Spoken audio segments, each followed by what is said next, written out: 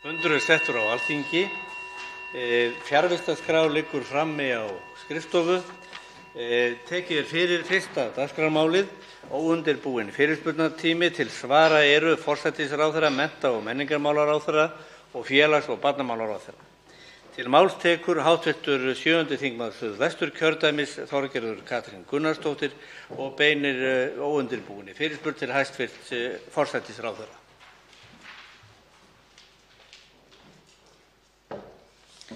Virðulegi forseti. Það var áhugavert það sem kom fram í máli formanns Framsóknarflokksins síðustu helgi varðandi auðlindir landsins, og hann talaði mjög skýrt, formaður Framsóknarflokksins, að það hefði ekki verið tilgangur fiskveiðistjórnarkerfisins að gera örfáa ofurríka. Og ég held að það sé öllum ljóst að það er hluta af því vandamáli og viðfangsefni sem við stöndum frammi fyrir í dag. Nú stendur yfir heildarendurskoðun, samkomulag formanna stjórnmálaflokkanna sem hæstv. forsætisráðherra leiðir með miklum sóma, að yfir núna og tekur 8 ár. Ég hefði sjálf viljað sjá heildarendurskoðunina klárast á þessu kjörtímabili, en gott og vel, betra einhver skref heldur en engin.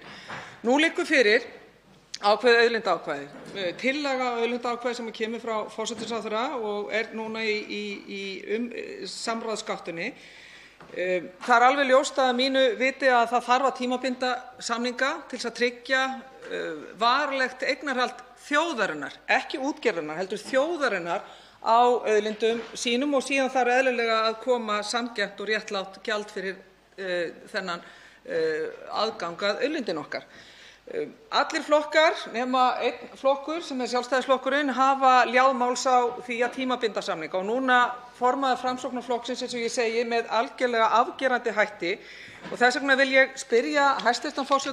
forsætisráðherra því hvort að hún muni beita sér fyrir því að taka upp auðlindaákvæðið þegar það er búið að vera í samráðsgáttinni, með þetta í hyggju að tímabinda aðganginn að auðlindinni og það að það komi sanngjarnt eðlilegt gjald inn í auðlindaákvæðið slíkt. Þá tekur til máls hæstv. forsætisráðherra Katrín Jakobsdóttir og svarar óundirbúinni fyrirspurn. Herra forseti, ég þakka hv. þingmanni fyrir að ljá máls á þessu mikilvæga máli, og ég vil byrja á að segja það að ég fagna því sérstaklega að hv. þingmaður segir hér hvað varðar heildarendurskoðun stjórnarskrárinnar. Ég get að sjálfsögðu skilið þau sjónarmið að hv. þingmaður vildi flýta því ferli, en ég fagna því sérstaklega að hún segir hér að einhver skref séu betri en engin, því ég er sammála því, og ég held að það skipti gríðarlegu máli að við náum einhverjum alvöru skrefum í stjórnarskrárbreytingum á þessu kjörtímabili og byggjum á þeirri vinnu sem unnin hefur verið. Hvað varðar auðlindaákvæðið, þá er það rétt að það hefur verið í samráðsferli og það er enn verið að vinna úr þeim athugasemdum sem þar bárust. Í því ákvæði sem fór inn í samráðsgáttina, sem var að sjálfsögðu rætt í hópi formanna flokkanna áður en það fór þangað, kemur fram að enginn geti fengið náttúruauðlindir Íslands til eignar eða varanlegra afnota.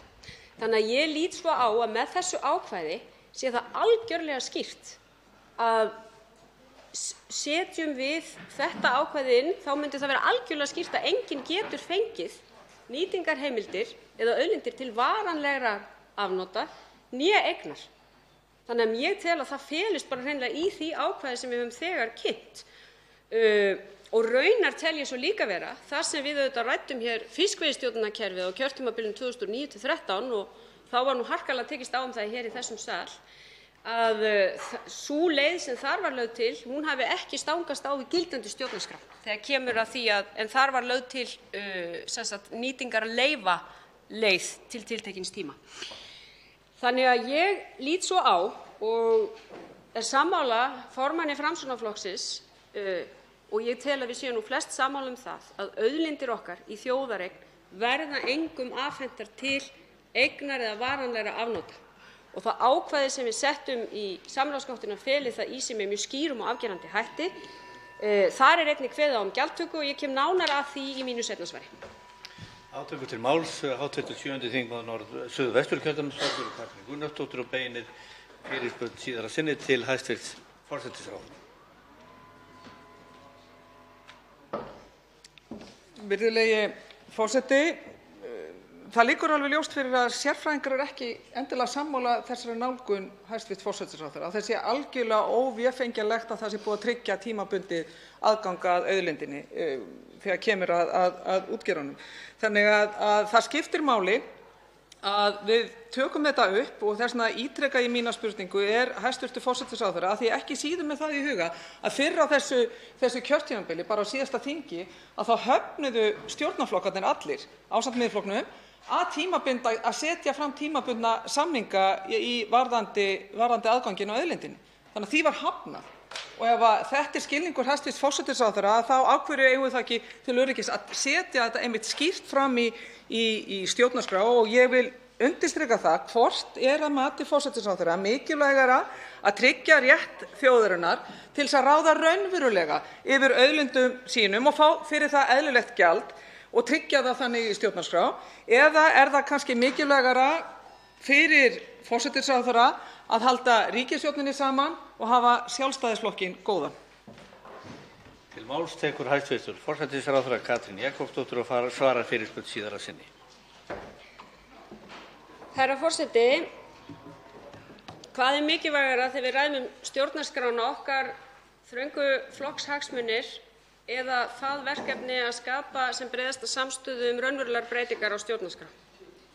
Og hv. þingmaður hefur oft heyrt mig tala þessi mál og hún veit að það mín afstaða og mín sýn að við öll, ekki bara ég, því það ekki ég ein sem breytir stjórnarskrá, það meirihluti Alþingis og vonandi sem stærstur meirihluti, hefur þá sýn að við eigum að geta hafið okkur yfir þennan vettvang dagsins sem við erum hér á þegar við tölum stjórnarskrármálefni. Og ég vil nefna það hér að því hv. þingmaður nefnir ákvæði sem sett var fram að þar segir beinlínis: enginn getur fengið þessi gæði eða réttindi tengd þeim til eignar eða varanlegra afnota. Og ég tel að þetta sé algjörlega skýrt, en ég reiðubúin til þess að fara yfir þetta með öllum þeim sérfræðingum sem formenn flokkanna vilja fá til að ræða túlkun þessa ákvæðis, sem og hvað felst í þeirri leið sem lögð var til hvað varðar gjaldtöku í ákvæðinu. Því við verðum líka að átta okkur á því að þegar við ræðum ákvæði auðlindir í þjóðareign í stjórnarskrá erum við ekki bara að tala fisk, við erum að tala allar auðlindir eins og hv. þingmaður þekkir, og ákvæðið þarf að rúma þær allar. Þá tekur til máls hv. 12. þingmaður Suðvesturkjördæmis Guðmundur Ingi Kristinsson og beinir óundirbúinni fyrirspurn til hæstv. félags- og barnamálaráðherra. Virðulegur forseti. Hér á landi árið 2018 voru 16.000 heimili með rúmlega 31.000 einstaklingum sem voru að búa við og lifa á tekjum sem undir lágmarkstekjumörkum. Það eðlilegt og sjálfsagt að 15.000 einstaklingar búa við skort og 3.000 búa við verulega grafalvarlegan skort á efnislegum gæðum? Þarna eru þúsundir barna sem búa við verulega skort á efnislegum gæðum og búa við ekkert annað en sára fátækt. Og það á sama tíma og þeir ríku verða ríkari og ríkari. Inn í þessum hópi fólk sem orðið hafi fyrir búsetuskerðingum. Og nú skilst mér að það eigi ekki að leiðrétta það fyrr en eftir 2 ár. Það rétt, hv. ráðherra? Og hvað þið að gera fyrir þennan hóp einstaklinga sem eru að búa við langt undir lágmarkstekjum og við verulega skort? Síðan annað hópur sem ég vil fá upplýsingar hjá hæstv. ráðherra. Hvers vegna þeir lenda í þeim undarlegu aðstæðum að verða skertir einir. Eini hópurinn sem skertur fær skertan jóla- og orlofsbónus. Eini hópurinn sem fær þetta skert. Það búið að skerða þennan hóp allt árið. Þetta einn hópur sem stendur að út sem skert líka jólabónus og orlofsbónus. Og ég spyr, hvað í ósköpunum gerði þessi hópur af sér til þess að eiga það skilið að vera eini hópurinn sem tekinn út úr dæminu og fær ekki að lifa á þessum og fær ekki að upplifa þær að fá nákvæmlega sama jólabónus og allir aðrir, óskertan, í hópi öryrkja og eldri borgara. Vegna þess að við vitum það að þetta eru lítill jólabónus og litlar orlofsbætur. Helmingi minna heldur hjá atvinnulausum. 4-5 sinnum minna heldur hjá okkur. Og ég spyr, hversu ósköpunum þarf að skerða þessa hungurlús? Forseti biður hljóð í hliðarsölum. Til máls tekur hæstv. félags- og barnamálaráðherra og svarar óundirbúinni fyrirspurn. Virðulegi forseti, ég vil þakka hv. þingmanni fyrir þessa fyrirspurn. Það var eiginlega spurt þrjá þætti. Í fyrsta lagi, hvað ríkisstjórnin að gera fyrir þá einstaklinga og þau heimili sem að búa við bágust kjörin. Mikið af þeim aðgerðum sem að eru hluti af lífskjarasamningnum svokallaða var meðal annars gagnvart þessum hópi, vegna þess að þetta ekki allt saman örorkulífeyrisþegar, þetta líka fólk með lágar tekjur, atvinnulausir og fleira. Aðgerðirnar í húsnæðismálum, þær lúta sérstaklega þessum hópi. Aðgerðir sem meðal annars var verið að kynna á húsnæðisþingi í gær og lúta sérstökum hlutdeildarlánum, það sérstaklega gagnvart þessum hópi. Aðgerðir í skattamálum voru sérstaklega gagnvart þessum hópi. Allar aðgerðirnar í húsnæðismálunum almennt eru með megin áherslu á þennan hóp. Það að ætla að byggja á næstu árum, ríkisstjórnin er að setja milli 3 og 4 milljarða í almennar íbúðir, þar sem á að byggja nýjar leiguíbúðir sérstaklega fyrir þennan hóp í almenna íbúðakerfinu. Þannig að það fjölmargt sem verið er að gera. En ég tek undir með hv. þingmanni að við þurfum að gera meira og við þurfum alltaf að huga að því hvernig við getum gert meira fyrir þennan hóp og við erum og því verkefni er aldrei lokið. Varðandi búsetuskerðingarnar sem að líka var spurt að það ætti ekki að leiðrétta þær fyrir eftir 2 ár, þá veit ég ekki annað en að þar sé bara í gangi sú áætlun sem að kynnt var á sínum tíma varðandi leiðréttinguna í kringum búsetuskerðingarnar, að eitthvað af því yrði leiðrétt strax, annað myndi koma síðar vegna þess að þetta kalli eftir gögnum og kalli eftir upplýsingu, þannig að ég veit ekki annað en að það sé bara í góðum farvegi. Síðan varðandi seinustu spurninguna jóla- og orlofsbónusinn, þá veit ég ekki annað en að það lúti bara þeim almennu reglum sem að gilt hafa þessa desemberuppbót eða orlof, bæði gagnvart örorkulífeyrisþegum, gagnvart atvinnulausum, gagnvart foreldra langveikra barna og annarra. Þannig að það er ekki verið að gera neina breytingar á því núna milli ára. Þá tekur til máls hv. 12. þingmaður Suðvesturkjördæmis og beinir síðara sinni óundirbúinni fyrirspurn til félags- og barnamálaráðherra. Virðulegur forseti, ég þakka hæstv. ráðherra svörin. Jú, það er auðvitað ágætt að hafa húsnæði, en það dugir ekki eitt til. Fólk þarf að hafa mat og eiga efni á lyfjum og klæðum. En hitt er aftur á móti annað mál að eina sem þetta fólk gerði að sér, sem ég var að spyrja sem fær ekki orlofsbónus og jólabónus, er það að það borgaði í lífeyrissjóð. Það borgaði í lífeyrissjóð. Lífeyrissjóðurinn hjá þessum einstaklingum er skertur 38,9% hjá öryrkjum, 45% hjá ellilífeyrisþegum og líka jólabónusi. Þetta væri bara eins og væri gert hjá einhverjum öðrum vinnandi fólki, að það væri yfirvinna væri notuð til að skæra. Hversu mjög ósköpunum þarf að nota líka sem búið að skerða viðkomandi allt árið kring? Af hverju má þetta fólk ekki fá jólabónus og orlofsbónus án skerðingar? Er það eitthvað issue? Hversu mjög ósköpunum þurfið þið að nota tækifæri og ár eftir ár að gera það? Hæstv. félags- og barnamálaráðherra Ásmundur Einar Daðason svarar óundirbúinni fyrirspurn síðara sinni. Virðulegi forseti, fyrst vil ég segja að mér fannst þingmaðurinn gera lítið úr mikilvægi þess að hafa húsnæði og þak yfir höfuðið, vegna þess að það er eitt af því mikilvægasta sem hefur verið lagt upp með og var í upphafi þessa kjörtímabils talað að allt of hátt hlutfall af tekjum fólks og sérstaklega tekjulægstu hópanna væri að renna til húsnæðiskostnaðar. Og þess vegna hefur ríkisstjórnin lagt megin áherslu á húsnæðismálin í allri sinni vinnu með það markmiði að sérstaklega horfa á þann hóp sem að lægstar hefur tekjurnar og bágust kjörin í þessu samfélagi. Og þar erum við að koma með fjölmargar aðgerðir einmitt til þess að ná utan um það. Þannig að þeim mun lægra hlutfall sem fer til húsnæðiskostnaðar, þeim mun meiri til ráðstöfunar. Varðandi síðan orlofsuppbætur, desemberuppbætur og annað, þá segi ég bara það sem ég sagði áðan. Við erum að vinna bara eftir því sama kerfi og verið hefur hvað það snertir. En það er hins vegar svo að ég hef kallað eftir því að fá fram aukna pólitíska samstöðu um það að gera breytingar á bótakerfinu, einfalda það, fækka bótaflokkum og fleira vegna þess að þetta er mjög mikil flækja þetta kerfi og sérstaklega gagnvart innbyrðis skerðingum og fleira. Þannig að ég kalla bara eftir því leið og ég bara kalla eftir því að hv. þingmaður og aðrir komi með okkur í þá vegferð sem að boðið er á nýju ári. Forseti óskar eftir því að hljóð sé hér í hliðarsölum þingsins. Þá tekur til máls hv. 8. þingmaður Norðausturkjördæmis, Anna Kolbrún Árnadóttir, og beinir óundirbúinni fyrirspurn til hæstv. mennta- og menningarmálaráðherra.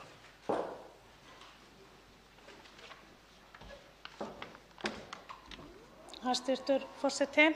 Þann 19. júní síðastliðinn samþykktum við hér á Alþingi reglugerð ESB sem miðlar að svokallaðri frjálsri för fyrir þjónustu efnisveitna og myndmiðlaþjónustu á innri markaði EES. Í reglugerðinni var mælt fyrir skyldu þjónustuveitenda hljóð- og myndmiðlaþjónustu til að hafa þjónustuna aðgengilega utan heimalands áskrifenda þegar þeir eru staðsettir tímabundið í öðru aðildarríki eins og það er orðað. Þjónusta RÚV fellur ekki undir þessa reglugerð þar sem ekki er að ræða áskriftarþjónustu, þannig að þeir Íslendingar sem eru staddir utan Íslands geta ekki nálgast allar útsendingar RÚV. Ástæða þess er að sumir dagskrárliðir eru af ýmsum orsökum gerðir óaðgengilegir þeim sem hafa erlendar IP-tölur. Samt sem áður greiða þessir aðilar skatta og skyldur á Íslandi og þar með talið útvarpsgjald RÚV. Ég vil því spyrja hæstv. ráðherra hvernig staðan er á þessu mikilvæga máli sem snertir íslenska skattgreiðendur sem búsettir eru utan landsteinanna. Þá tekur til máls hæstv. mennta- og menningarmálaráðherra Lilja Alfreðsdóttir og svarar óundirbúinni fyrirspurn. Virðulegi forseti. Ég vil þakka hv. þingmanni fyrir fyrirspurnina og segja það að hún kemur inn á auðvitað mál sem skiptir máli, það er að segja aðgengi að þjónustu RÚV og fyrir þá sem eru búsettir erlendis. Eitt af því sem við erum að leggja áherslu á í nýjum þjónustusamningi, það er að auka þetta aðgengi. Þannig að flestir sem búa erlendis, að þeir sem búa erlendis, að þeir hafi aðgengi að RÚV. Og þetta snýr líka að tungumálinu okkar. Það eru margir sem fara tímabundið, eru að starfa eða eru í námi og þá er mjög mikilvægt fyrir börn og ungt fólk að hafa aðgengi að íslensku efni. Þannig að ég tek undir með hv. þingmanni að þetta skiptir máli og það er verið að leggja sérstaka áherslu á þetta í nýjum þjónustusamningi sem verður kláraður fyrir áramót. Og þá tekur til máls síðar að sinni og beinir óundirbúinni fyrirspurn til mennta- og menningarmálaráðherra hv. 8. þingmaður Norðausturkjördæmis, Anna Kolbrún Árnadóttir. Forseti, ég þakka hæstv. ráðherra kærlega fyrir svarið. Við erum býsna sammála og það sem meira er að þegar við þingmenn Miðflokksins lögðum þetta mál fram á síðasta þingi þá fengum við umsögn inn í málið frá RÚV. Og þar sagði að í stefnu RÚV væri sérstaklega tekið fram að RÚV vilji vinna að því að gera Íslendingum erlendis kleift að hlusta eða horfa á alla efnisveitu útvarpsins.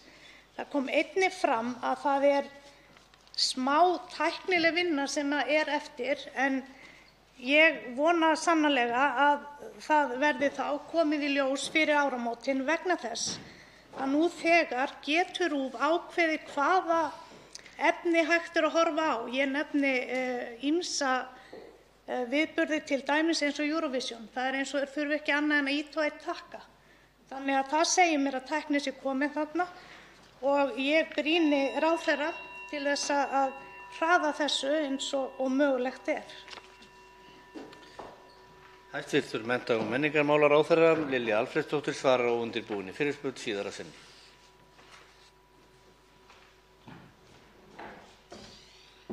Virðulegi forseti.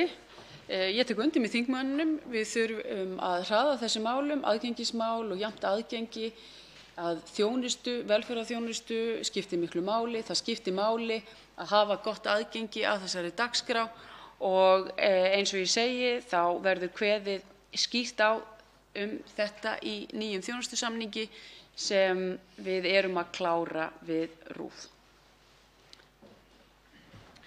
Þá beinir hv. 4. þingmaður Suðvesturkjördæmis, Guðmundur Andri Thorsson, óundirbúinni fyrirspurn til hæstv. forsætisráðherra.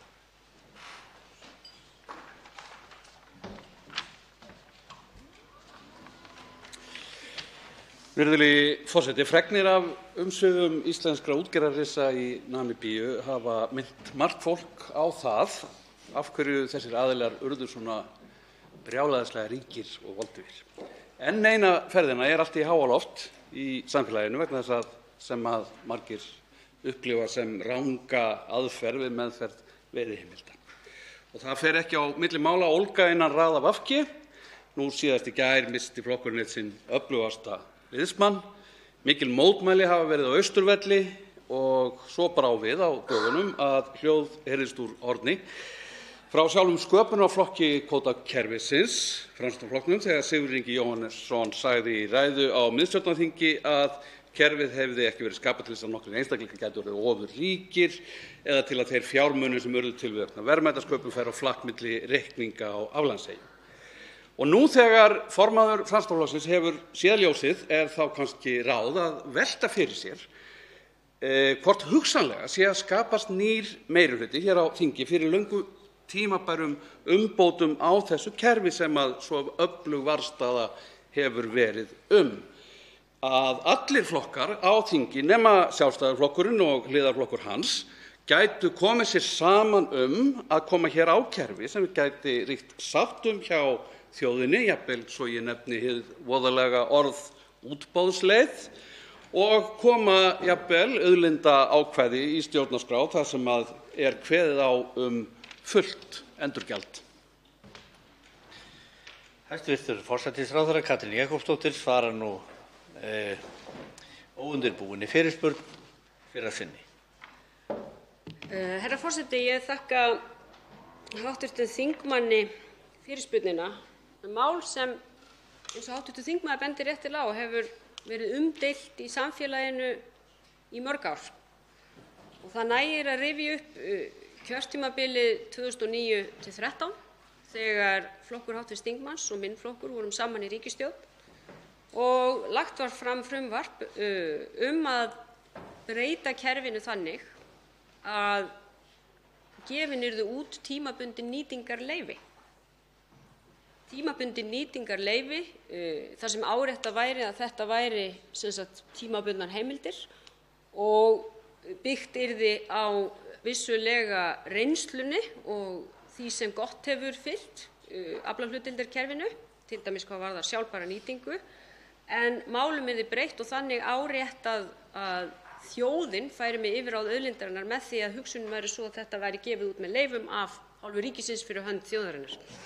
En ekki náðist að klára það mál hér í þingsal sem var mjög umdeilt að sjálfsögðu og mætti mikilli andstöðu þá. Það sem breyttist þó var álagning hins sérstaka veiðigjalds og ég tel raunar að sú breyting sem gerð var núna á því gjaldi sé til bóta þar sem verið að afkomutengja gjaldið og það lagður til 33% gjaldhlutfall af stofninum sem skilur okkur til að mynda töluvert hærra gjaldi á þessu komandi ári en gamla fyrirkomulagið hefði gert og byggir að mörgu leyti á sömu hugmyndafræði og lögð var til 2012 þegar sérstaka veiðigjaldið var lagt á þar sem til að mynda fjárfestingar voru frádráttarbærar.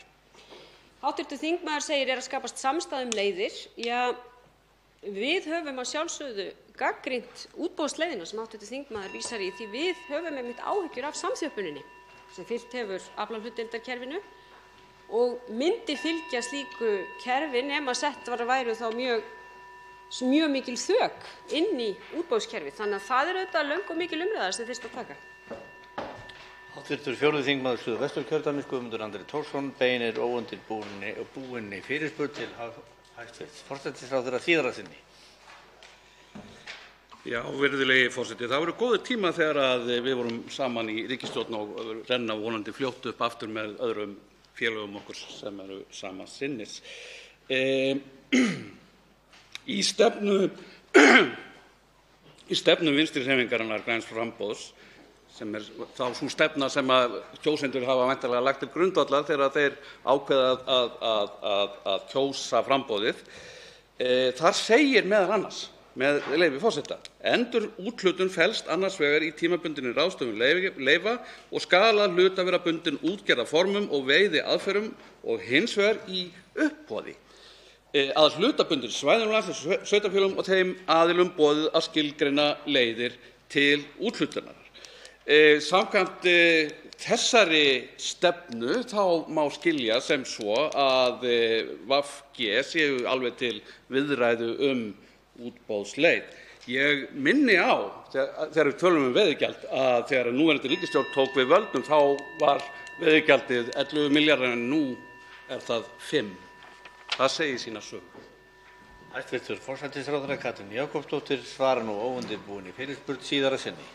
Herra forseti, ef við segjum sögu veiðigjaldsins alla eins og hún þá það svo að ef óbreytt kerfi hefði haldist þá hefði það skilað upp til 2 milljörðum en sú breyting sem við gerðum á kerfinu skilar talsvert hærri fjárhæð.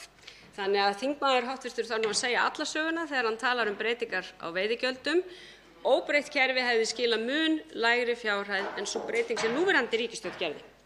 En hv. þingmaður nefndi hér auðlindaákvæði í sinni fyrirspurn og ég vil bara ítreka það sem ég sagði hér í svari mínu við hv. þingmanni Þorgerði Katrínu Gunnarsdóttur hér áðan. Það er mjög mikilvægt að hér skapist sem breiðust samstaða að árétta það að auðlindirnar eru eign þjóðarinnar og þær verða engum afhentar með varanlegum hætti. Og þá væri kannski hugsanlega hægt að grafa þá þrætu varanlega í íslenskri pólitík ef Alþingi gæti komið sér saman að samþykkja slíkt ákvæði sem ég tel að skipti mestu máli þannig að löggjafinn geti gert þær breytingar á auðlindanýtingu sem hann kýs að gera svo. Og svo vil ég segja að það voru góðir tímar þegar okkar flokkar voru saman í ríkisstjórn en samt fór það nú svo að Vinstrihreyfingin – grænt framboð missti 6 þingmenn úr liðinu þá. Þannig ætli við verðum ekki að gera þetta allt upp í lok hvers kjörtímabils. Þá tekur til máls hv. 11. þingmaður Reykjavíkurkjördæmis suður, Björn Leví Gunnarsson, og beinir fyrirspurn óundirbúinni til hæstv. mennta- og menningarmálaráðherra. Virðulegi forseti, í nýlegri skýrslu Ríkisendurskoðunar kemur fram að Ríkisútvarpið hafi ekki stofnað dótturfélög annan rekstur en fjölmiðlaþjónustu í almannaþágu þrátt fyrir lagalega skyldu þar Það er áhugavert að skoða þetta því að það er einnig sagt að óþarft sé að stíga þetta skref þar sem aðskilnaður í bókhaldi félagsins eigi að nægja til þess að halda þessum þáttum starfseminnar aðgreindum þar sem að lagaákvæðið gangi lengra en Evrópureglur mæla og óvíst hvort sé einhver ávinningur og þetta gæti jafnvel leitt til óhagræðis fyrir félagið. Þessu gildistökunni hefur verið frestað tvívegis síðast til ársbyrjunar 2018 og núna uppi þetta vandamál, það ekki frestun á þessu lengur og Ríkisendurskoðandi segir bara beinum orðum, bendir á að ekki sé valkvætt að fara eftir lögum. Þetta dálítið áhugavert vandamál þar sem það verið að setja auka byrðarunni á RÚV án þess að það sé nauðsyn fyrir því og þá erum við að velja að fara illa með almannafé þegar allt kemur alls. Þannig að mig langaði að leita að svona álits ráðherra á því bara ekki gott að laga þetta vandamál, að hætta að fara illa með almannafé og skýra þetta betur það sem þarf og þarf ekki að gera. Svona rétt að lokum kannski risastórt mál síðan af því að þetta kannski stutt svar sem að þyrfti við þessu en þá er það staða fjölmiðlamanna á einkamarkaði. En þar ákveðið vandamál með svona mörk þess hvað sjálfboðavinna og hvað yfirvinna. Og ef maður vísar aftur í Ríkisendurskoðun að það sé ekki valkvætt að fara eftir lögum og þá ákveðin lög sem sagt hvernig hvaða laun þú færð fyrir vinnu þína og svo framvegis. og það eru náttúrulega kjaradeilur í gangi sem að við náttúrulega skiptum okkur ekkert sérstaklega mikið af, en það er þarna ákveðið vandamál sem að þarf tvímælalaust að huga að, líka jafnvel hérna inni þegar það verður ekki verið að fara til lögum greiðslur á launum.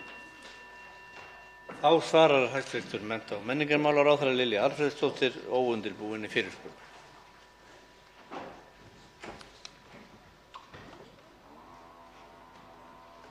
Virðulegur forseti, ég þakka fyrir spurninguna.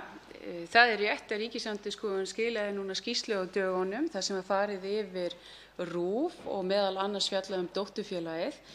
Það er rétt að það á að setja á laggirnar dótturfélag samkvæmt lögum og það er ekki valkvætt.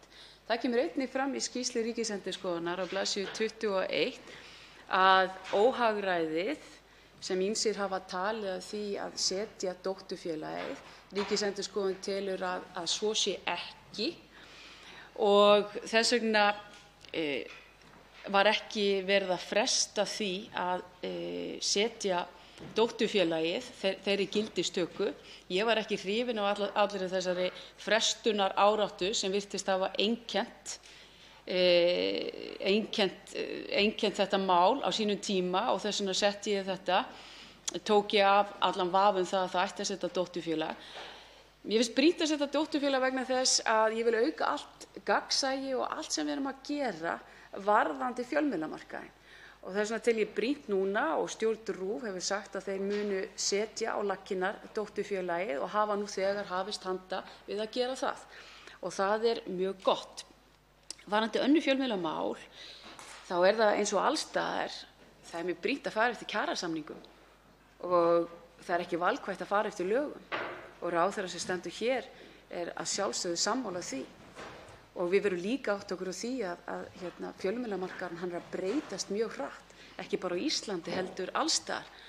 Og þess vegna þurfum við að hlusta á og taka mið af þessum breytingum og miða að því að rekstrarumhverfi fjölmiðla, hvort sem það sé opinber fjölmiðill eða einkareknir, að þeir geti verið í samkeppni við aðra og því þurfa að styrkja umgjöruna í kringum það og það er einmitt verið að vinna að því núna.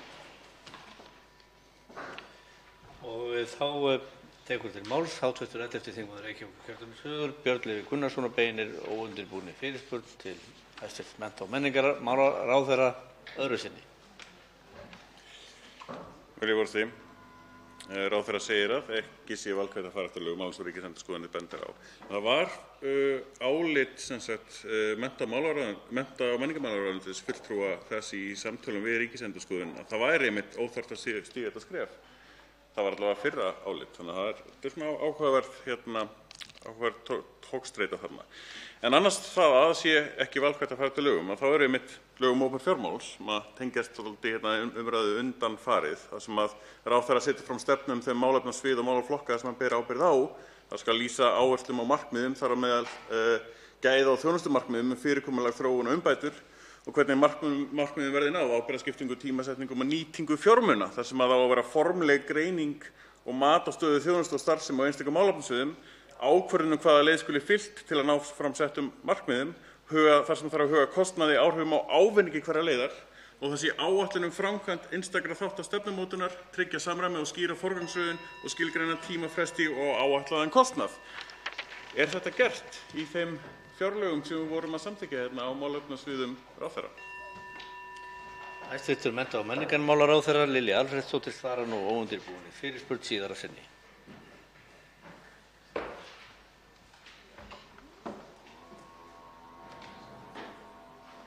Virðulegur forseti, já, við erum að gera þetta og mig langar til að mynda að nefna eitt gott dæmi það hvernig við erum að fara með opinbert fé. Eins og hv. þingmaður þekkir að þegar ég tek við embætti þá er staðan sú að það er mikil kennaraþörf samkvæmt færnispá árið 2032. Við hefum strax handa og förum í umtalsverðar aðgerðir með Sambandi íslenskra sveitarfélaga, með kennaraforystunni, með menntavísindasviði og setjum þarna inn 220 milljónir næstu 5 árin. Og það sem hefur gerst í kjölfarið í stað þess að það myndi vanta 1.500 til 2.300 kennara eftir 10 ár, þá hefur sú þörf minnkað í 132 kennara eins og staðan í dag. Og þarna alveg klárt að þarna verið að auka útgjöld og við fáum mælingu á þau nákvæmlega hvernig þetta breytist á með færnispánni, þannig að allavega varðandi þennan málaflokk þá erum við svo sannarlega að gera það. Þar með óundirbúnum fyrirspurnatíma lokið. Tekið fyrir annað dagskrármálið, lyfjalög, stjórnarfrumvarp, 390. mál á þingskjali 523, fyrsta umræða. Til máls tekur hæstv. Heilbrigðisráðherra Svandís Svavarsdóttir.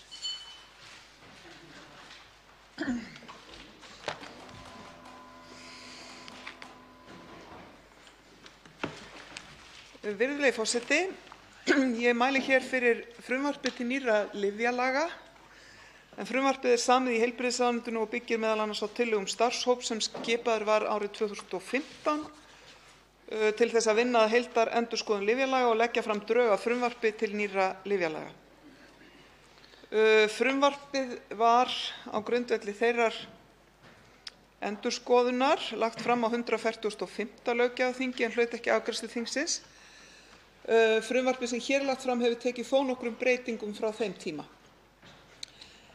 Þau lög sem nú eru í gildi eru lög nr. 93 frá 1994 og hefur verið breytt tæplega 50 sinnum á þessum tíma sem liðinn en lögin hafa hins vegar aldrei sætt heildarendurskoðun síðan þau tóku gildi og tímabært af ýmsum ástæðum en ekki síst þeim að það hefur margt breyst í skipulagningu, stjórnsýslu og framkvæmd lyfjamála og heilbrigðismála auðvitað almennt.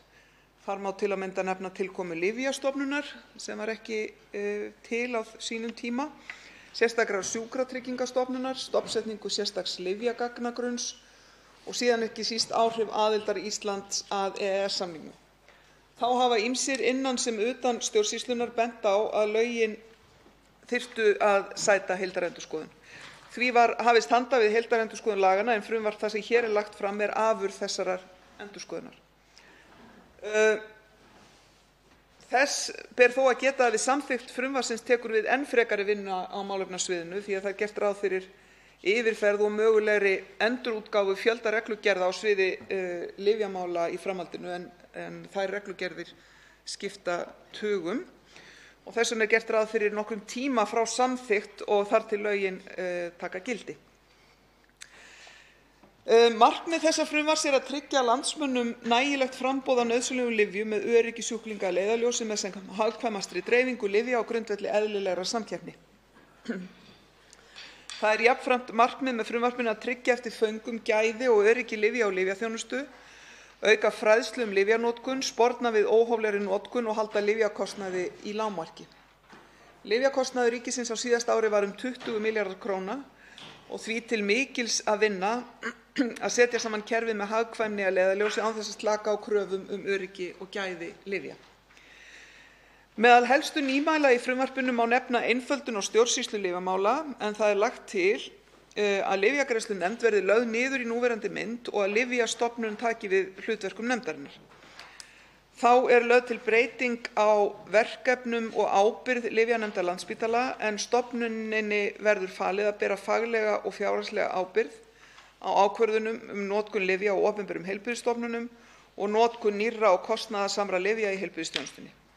Þannig Landspítala ætlað að bera fjárhagslega ábyrgð á útgjöldum til leyfisskyldra lyfja á öllum heilbrigðisstofnunum landsins og verkefnið sem nær út fyrir kjarnastarfsemina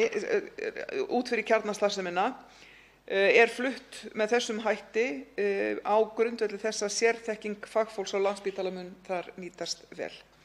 Nefndin mun þannig gegna mikilvægu hlutverki og veita Lyfjastofnun umsögn þegar kemur að ákvörðun greiðsluþátttöku ríkisins í leyfisskyldum lyfjum. Þá lagt til að stofnuð verði lyfjanefnd hjá Þróunarmiðstöð íslenskrar heilsugæslu sem vinni að öruggri og skynsamlegri notkun lyfja á öllum heilsugæslustöðvum og dvalar- og hjúkrunarheimilum. Því lagt upp með að 2 lyfjanefndir starfi fyrir heilbrigðiskerfið ef frumvarp þetta verður samþykkt í óbreyttri mynd, en samkvæmt núgildandi lögum starfar lyfjanefnd á öllum heilbrigðisstofnunum.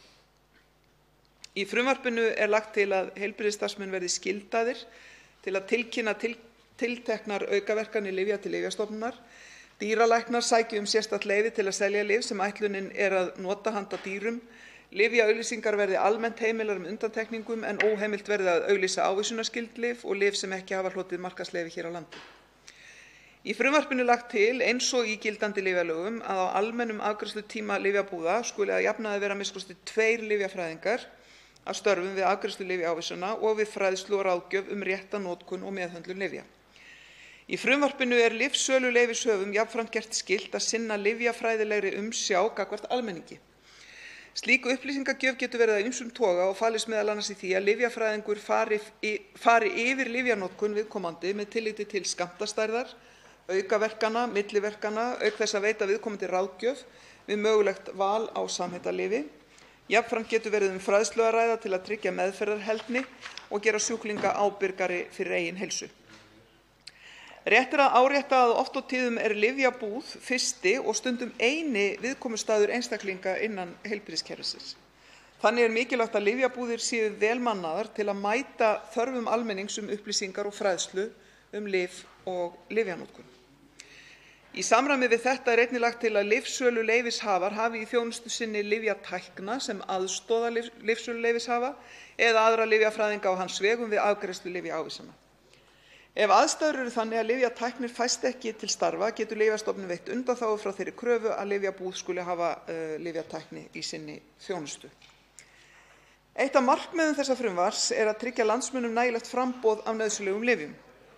Þá staðreynd að lyfjaskortur alþjóðlegt vandamál þó nauðsynlegt að hafa í huga og því rökrétt og mikilvægt að nefna það hér við þessa framsögu að með samþykkt þessa frumvarps verða þau mál ekki öll leyst. Að ræða vandamál sem á sér fjölþættari ástæður en svo. Lyfjaskortur getur verið afleiðing af röskun í framleiðsluferli.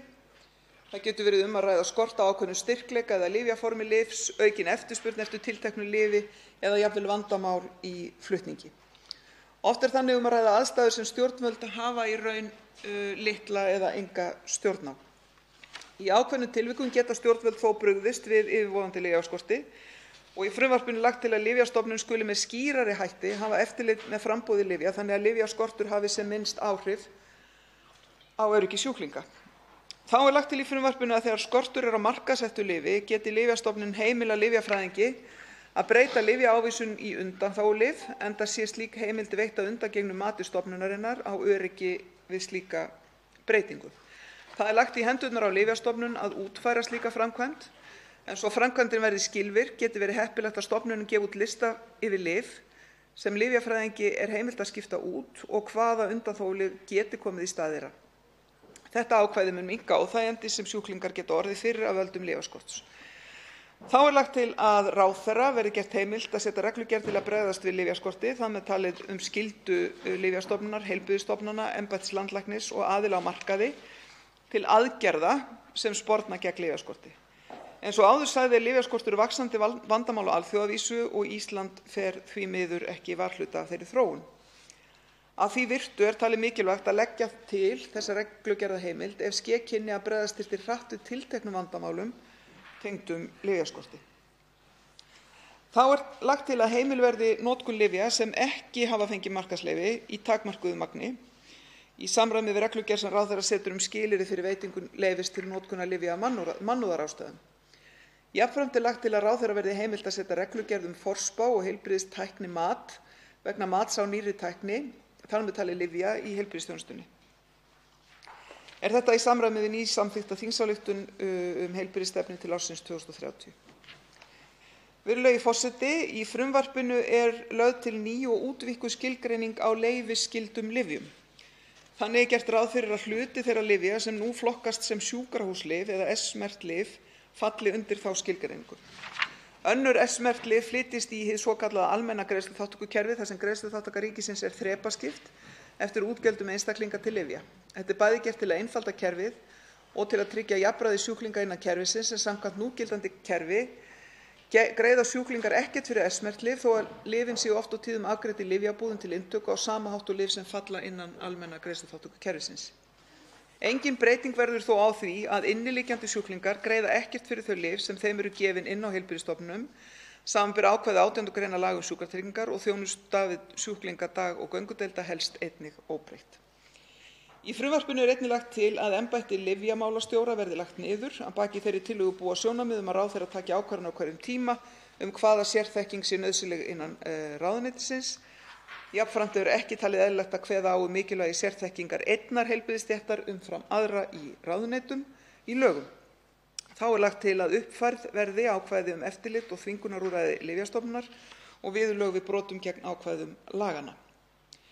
Virðulegi forseti, þetta frumvarp sem hér er mælt fyrir á sér langa samráðssögu og hana er fjallað með ítarlegum hætti í frumvarpinu eða í fylgigögnum frumvarpsins. Ég taldi að það væri mikilvægt fyrir þingið og ekki síst hv. velferðarnefnd að hafa fyrir augum þessa samráðssögu til þess að gera sér þar með skýrum hætti þá grein fyrir því með hvaða hætti ráðuneytið hefur brugðist við einstökum athugasemdum og ábendingum, með það fyrir augum að það flýti fyrir þinglegri úrvinnslu málsins þannig að velferðarnefnd sé upplýst með afgerandi hætti athugasemdir og viðbrögð við þeim. En drögin voru birt í samráðsgátt stjórnvalda tvisvar á þessu ári, fyrst 21. febrúar og síðan 10. maí. Og í fyrra skipti bárust 112 umsagnir og í seinna skipti 29 og það var reynt eftir fremsta megni að taka athugasemdir sem bárust til greina og gera breytingar á frumvarpsdrögunum í samræmi við þær. Mat á áhrifum frumvarpsins á ríkissjóð hefur farið fram og verði það óbreytt að lögum gert ráð fyrir að útgjöld ríkisins aukist sem nemur 44 milljónum króna.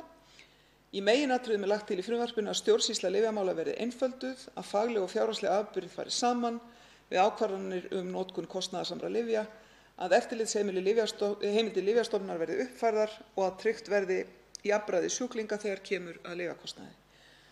Er að ræða efnismikið frumvarp sem ætlað er að tryggja öryggi sjúklinga, gæði og öryggi lyfja, fræðslu lyfjanotkun og að tryggja að lyfjakostnaði ríkisins verði haldið í lágmarki.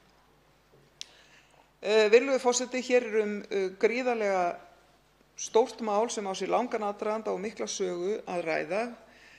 Mál sem varðar gríðarlega stóra og mikilvæga heilbrigðishagsmuni þjóðarinnar.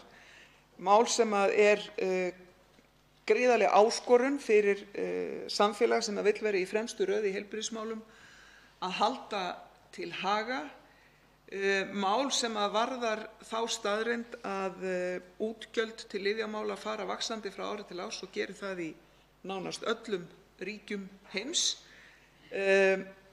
mál sem af þessum sökum er mál sem ætti að fá góða og ítarlega yfirferð í hv.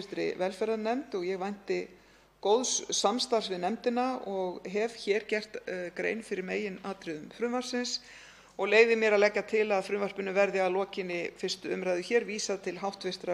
velferðarnefndar og 2. umræðu.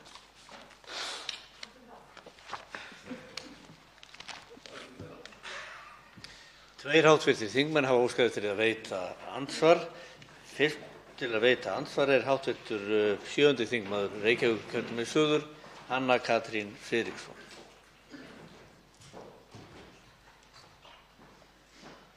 Herra forseti, ég þakka hæstv.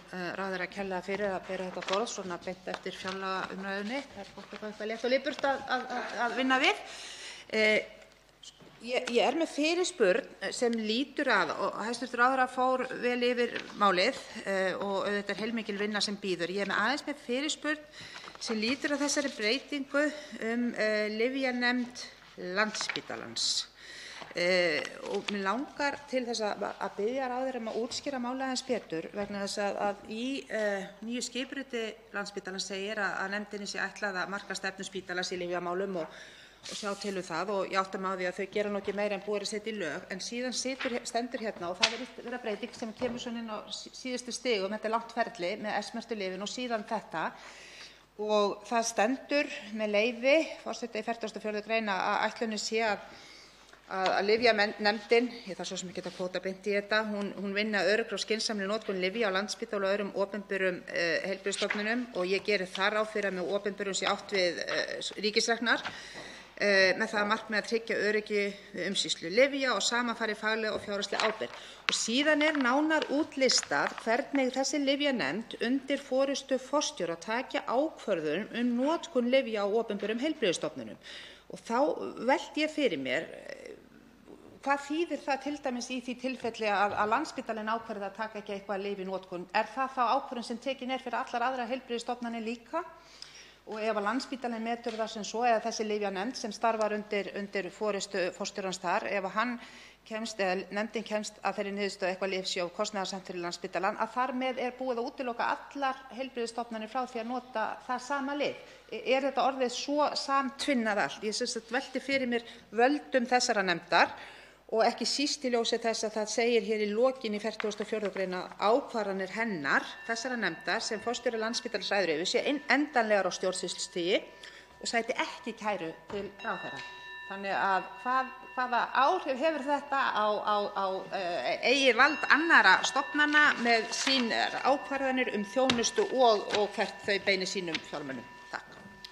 Þá bregst hæstv. Heilbrigðisráðherra Svandís Svavarsdóttir við andsvari fyrir að sinni. Virðulegur forseti, ég þakka hv. þingmanni fyrir fyrirspurnina og hér erum við í raun og veru að breyta þessu fyrirkomulagi eins og kemur fram í fyrirspurn hv. þingmanns. Og já, það er svo að ákvörðun Landspítala gildir í raun og veru þarna fyrir allar stofnanir, en þarna erum við að tala bæði til þess að tryggja hagræði, markvissari vinnu og samræmingu að sérstök lyfjanefnd starfi á Landspítala fyrir allar heilbrigðisstofnanir, en þó er rétt að halda því til haga að það er gert ráð fyrir að sérstök lyfjanefnd starfi hjá Þróunarmiðstöð íslenskrar heilsugæslu sem vinni þá að öruggri og skynsamlegri notkun lyfja innan heilsugæslunnar, hjúkrunarheimila og dvalarheimila. Það er sérstaklega að vísa til þess þegar er að ræða Þróunarmiðstöð heilsugæslunnar. En það er líka rétt að taka það fram að vegna þess að hv. þingmaður nefnir nákvæmlega þetta mál, að þetta er eitt af því sem er fyrirkomulag sem lagt er til hér í þingmálinu, er í raun og veru afrakstur töluvert mikillar vinnu. Það sem voru það sem ég get sagt er að það eru auðvitað álitamál það hversu miðlægar ákvarðanir eiga að vera sem að varða svona ríka hagsmuni og svo framvegis. En hins vegar þá erum við að tala mjög mikilvæga þætti sem varða líka jöfnuð og skýrt aðgengi sjúklinga að heilbrigðisþjónustu, að það sé skýrt ferli og gagnsætt ferli sem er skilgreint og skýrt í raun og veru sem ákvörðun á stjórnsýslustigi sem þá sæti ekki endurskoðun sem slík og skiptir máli þess vegna að niðurstaðan sé eins skýr eins og hér er lagt til.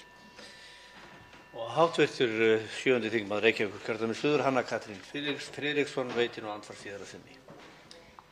Frú forseti, ég þakka hæstv. Ráðherra fyrir svörin og þetta skýrði máli og það er alveg ljóst eins og hæstv. Ráðherra kemur inn á þetta er viðamikið mál og eftir án efa að fá mikla umfjöllun og það verður áhugavert að fá inn á fundi nefndarinnar þá gesti sem meðal annars sendu inn umsagnir og höfðu skoðanir á þessum hlutum.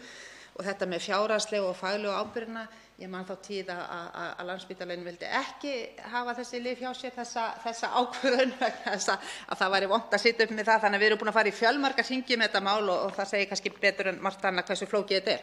Mig langar í seinni umferð aðeins að velta fyrir mér og spyrja nánar út í þetta fyrirkomulag eiginlega með að leggja niður lyfjagreiðslunefnd og skipta í núverandi mynd og skipta raunverulega starfsfólki og verksvið annars vegar á þessa nýju lyfjanefnd Landspítalans og síðan á Lyfjastofnun.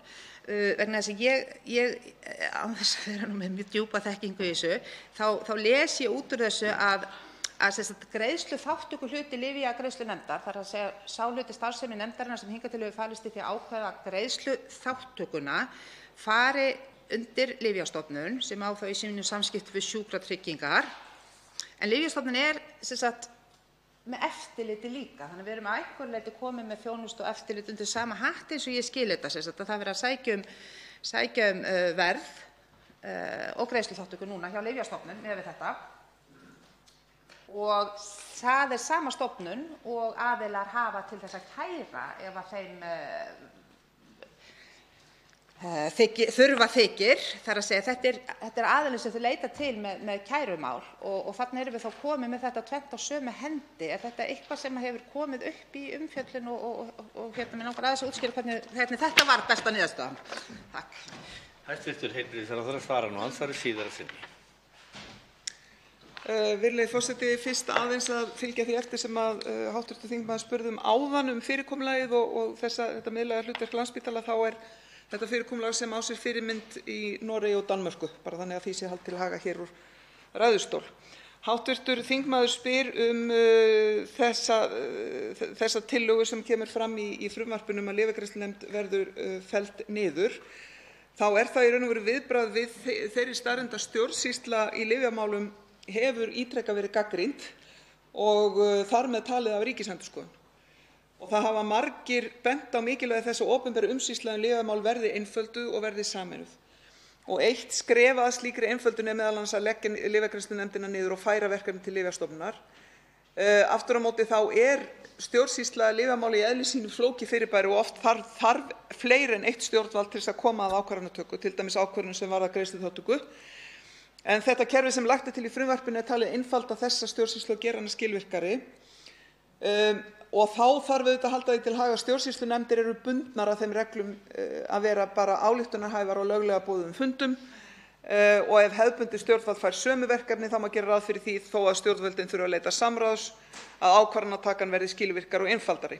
Og þá er spurt af hverju er ekki haldið við lyfjagreiðslunefnd og hún gerði í raun og veru kæranefnd og það er ein af umræðunum sem hefur auðvitað verið upp á borði. Og því er þá til að svara að það væri í sjálfu sér ekki til einföldunar á opinberri umsýslu lyfjamála og því er hér lagt til að ákvarðanir Lyfjastofnunar verði ekki kæranlegar fremur en ákvarðanir lyfjagreiðslunefndar eru núna. Veitir andsvar hv. 12. þingmaður Suðvesturkjördæmis Guðmundur Ingi Kristinsson. Virðulegur forseti, við erum að ræða hérna frumvarp til lyfjalaga og á blaðsíðu 56 í þessum þykka bækling er talað hámarksþak á greiðslu lyfja, 62.000 fyrir fullorðna og 41.000 börn, ungmenni, 11 örorkulífeyrisþega. Nú hafa ótrúlega fjöldi eldri borgarar haft samband við mig og bent mér á það að þeir hafa bara hreinlega ekki efni á að leysa út lyfið sín og bara eiginlega óttast að fara til læknis yfir höfuð upp á það að þurfa að lenda í því að vera áherslað á lyf og þeir hafa ekki efni á að leysa það út. Og svo annað sem hefur komið upp á að með þess að hjón sem lenda í því að það lendir á sama mánuði hjá þeim að byrja nýs lyfjatímabils. Þannig að kostnaðurinn verður gigantískur og bara núna síðast í desember benti einstaklingar á mig núna í byrjun desember byrja nýtt tímabil hjá báðum. Þannig að og sýndi mig fram á það að þeirra kostnaður er alveg gigantískur. Ég spyrja ráðherra, ég meina, getur þetta fólk leitað eitthvað? Er hægt að gera eitthvað fyrir þá einstaklinga sem í þessari aðstöðu? Vegna þess að ég hef auðvitað áhyggjur af því að þessi viðkomandi einstaklingar sem þurfa kannski nauðsynlega á lyfi sínum og leysa það ekki út og hvað skeður þá? Ég meina, hvers verða fyrir þá skaða vegna þess að þau fá ekki sín lyf og er það ásættanlegt í okkar landi að sú staða sé uppi? Og þá svarar andsvari hæstv. Heilbrigðisráðherra Svandís Svavarsdóttir. Virðulegi forseti, þetta svo sem ekki fjallað sérstaklega í þessu frumvarpi, en ég vil hins vegar nota þetta tækifæri til að þakka hv. þingmanni fyrir að halda þessum sjónarmiðum til haga hér í ræðustól Alþingis ítrekað. Það þannig í þessu ríka samfélagi okkar að það fólk sem neitar sér heilbrigðisþjónustu vegna fátæktar. Það neitar sér læknaheimsóknir og það neitar sér lyf. Og það meira að segja í þeirri stöðu að taka ákvörðun um það hvort á að leysa út lyf A eða lyf B eða hvorugt. Og þetta vitum við, þetta staðreynd og þetta til skammar. Og þetta í raun og veru blettur á ríku samfélagi að staðan skuli vera með þessum hætti. Við höfum rannsóknir og úttektir sem segja okkur þetta. Við vitum það líka að þegar að samfélög eru þannig að ætlast til að almenningur greiði úr eigin vasa fyrir heilbrigðisþjónustu og lyf umfram 15% á ársgrundvelli, þar að segja, og þá eru þetta allar tölur reiknaðar inn í, að þá eru líkur á því að það verði félagsleg mismunun í aðgengi að heilbrigðisþjónustu vegna efnahags. Það segja Sameinuðu þjóðirnar, það segir Alþjóðaheilbrigðisstofnunin okkur. Á Íslandi greiðsluþátttakan þannig að við erum að borga úr eigin vasa að jafnaði 17% ríflega fyrir heilbrigðisþjónustu og þá allt undir.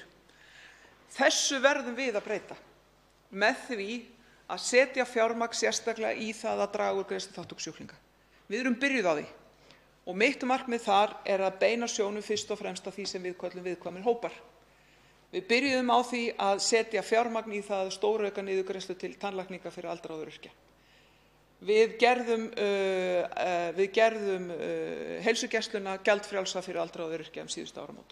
Og við ætlum að halda áfram aðgerðum í því að draga úr greiðsluþátttöku sjúklinga og mun birta áætlun þess efnis á allra næstu vikum og þar verð ég áfram hér eftir sem hingað til með það að markmiði að fátækt fólk þurfi ekki að neita sér heilbrigðisþjónustu. Þá veitir andsvar síðar sinni hv. 12. þingmaður Suðvesturkjördæmis Guðmundur Ingi Kristinsson. Virðulegur forseti, ég vil bara þakka hv. ráðherra kærlega fyrir þessi svör og ég styð hana heils hugar í þessari baráttu. En svo langar mig bara að spyrja hana líka hitt sem svona óhefðbundin lyf, eins og við til dæmis hampolía sem margir farnir að nota núna og mér skilst að sé mjög kostnaðarlítil framkvæmd og virðist virka fyrir marga. Hvað í lyfjalögum, ekki komið tími til að hafa inni í lyfjalögunum eitthvað óhefðbundin þannig að fólk sé ekki alltaf vísað á einhver tæknilyf sem að mörgu leyti skaða? Því ég veit bara á eina reynslu að þegar maður kominn í 16, 17, 18 töflur á dag og síðan töflum við aukaverkanum af töflum, þá eitthvað aðkerfi sem haga sér svoleiðis. Þannig að ég vil líka vita hvort það sé einhverja skráningarferli til þess að fylgjast með því að fólk fá ekki svo mikið af lyfjum að það veldur skaða. Við getum líka áttað okkur að fólk er orðið gamalt, þá er orðið gleymið og síðan hefur mér bent á það af einstaklingi sem var að taka til í lyfjaskápi eftir foreldra sinna og fann þar bara lyf sem voru á milljónum, hlupum milljónum og ég spyr mig og þetta var að henda. Þarna virðist vera að hafa bara safnast upp einhver ótrúlegu stafla af lyfjum sem kostuðu mikið. Þetta voru rándýr lyf og það virðist vera eins og það sé allt eftirlitslaust í þessu samhengi vegna þess að ef við viljum virkilega draga úr lyfjanotkun og draga úr kostnaði þá hljótum við að einhvern veginn að þurfa að finna leið til þess að fylgjast með þessu. Þá svarar andsvari síðar sinni hæstv. Heilbrigðisráðherra Svandís Svavarsdóttir. Já, virðulegur forseti, ég þakka hv. þingmanni þessa fyrirspurn. Það sem hér fyrst og fremst fjallað í þessu frumvarpi eru auðvitað þau lyf sem hafa gengið í gegnum flókið rannsóknar- og prófunarferli og teljast vera gagnreynd aðferð til þess að bregðast við sjúkdómum eða slysum. Það er afar mikilvægt að í slíku rannsóknarferli að kanna ekki bara virkni viðkomandi efna heldur ekki síður að kanna aukaverkanir af viðkomandi efnum. vegna þess að það kann að orka tvímælis svo ekki sé fastar að orði kveðið að setja efni á markað þar sem ekki er vitað nákvæmlega það hvaða aukaverkanir viðkomandi efni getur haft, og við sjáum það í þeim löndum þar sem regluverkið er gisnara hvað þetta varðar, að þá sitja einstaklingar og líka einstaklingar í veikri stöðu uppi með afleiðingar sem þeir þurfa síðan sjálfir að glíma við. Í frumvarpinu er, af því að hv. þingmaður var að spyrja hér sérstaklega stöðuna þegar kemur að lyfjaskápum sem eru fullir af lyfjum sem eru jafnvel ekki notuð og svo framvegis. Í frumvarpinu þá er sérstaklega fjallað og er sérstakt ákvæði það að læknar eigi að stuðla að skynsamlegri notkun lyfja við ávísun, en það er líka sérstaklega það fjallað í þessu frumvarpi og er afar mikilvægt og í minni framkvæmd sem heilbrigðisráðherra að leggja aukna áherslu á þekkingu lyfjafræðinga í heilbrigðisþjónustunni. Hvort sem við erum að tala í heilsugæslunni, að þeir hafi ríkara hlutverk í lyfsölunni og að þeir hafi ríkara hlutverk á öllum stigum heilbrigðisþjónustunnar, vegna þess að þegar við erum komin með lyfjafræðinga inn í heilsugæsluna þá geta þeir haft það hlutverk að fara yfir þau lyf sem viðkomandi er með og hefur fengið ávísað og leggja mat með sjúklingnum á það hvort það sé ástæða til að staldra við þar af einhverjum ástæðum. Andsvörum er lokið og til máls tekur hv. 12. þingmaður Suðvesturkjördæmis, Guðmundur Ingi Kristinsson. Virðulegur forseti, við erum að ræða hér frumvarp til lyfjalaga og er það hið besta mál. En eins og ég vil bara koma að í mínum, að þá er því miður oft einfaldasta ráðið sem við höfum að það er að gefa lyf við ýmsum kvillum. Og því miður þá er oft gefin ómikið af lyfjum og við vitum að því og það brennur við að fólki er gefið ómikið af verkjalyfjum og fólk er haldið niðri á verkjalyfjum til að bíða eftir aðgerðum á biðlistum sem eru auðvitað alveg skelfileg staða og þar myndi ég segja að þar er verið að leika sér að lífi margra einstaklinga, vegna þess að við verðum líka að sjá til þess og okkur ber eiginlega skylda til, vegna þess að eins og hefur komið fram þá þenst lyfja markaðurinn út og kostnaður stóreykst og þetta er oft spurning einfaldleika, vegna þess að við þurfum líka, held ég, að fara að hugsa hlutina aðeins öðruvísi í þessu samhengi, vegna þess að við þurfum líka að passa okkur að reyna að finna einfaldar aðferðir við að meðhöndla verki án þess að vera með dýr lyf sem geta valdið því að viðkomandi verður háður þeim og það veit enginn fyrirfram hvaða lyf hann þolir og hversu veikur hann er fyrir því að þurfa að berjast við þá fíkn sem lyf geta valdið. Ég tel að inni í, og það virðist vanta inn í þetta kerfi, að það er að finna nýjar leiðir. Við þenjum lyfjabáknið út, við erum að reyna að lækna með lyfjum sem hefði oft verið miklu einfaldara bara hreinlega og ætti að vera eiginlega bara í reglugerð og bara vera sjálfsagður hlutur að fólk fái til dæmis sjálfkrafa, eldri borgarar, öryrkjar, láglaunafólk fengi bara hreinlega kort í rækt, bara rækta vegna þess að oft er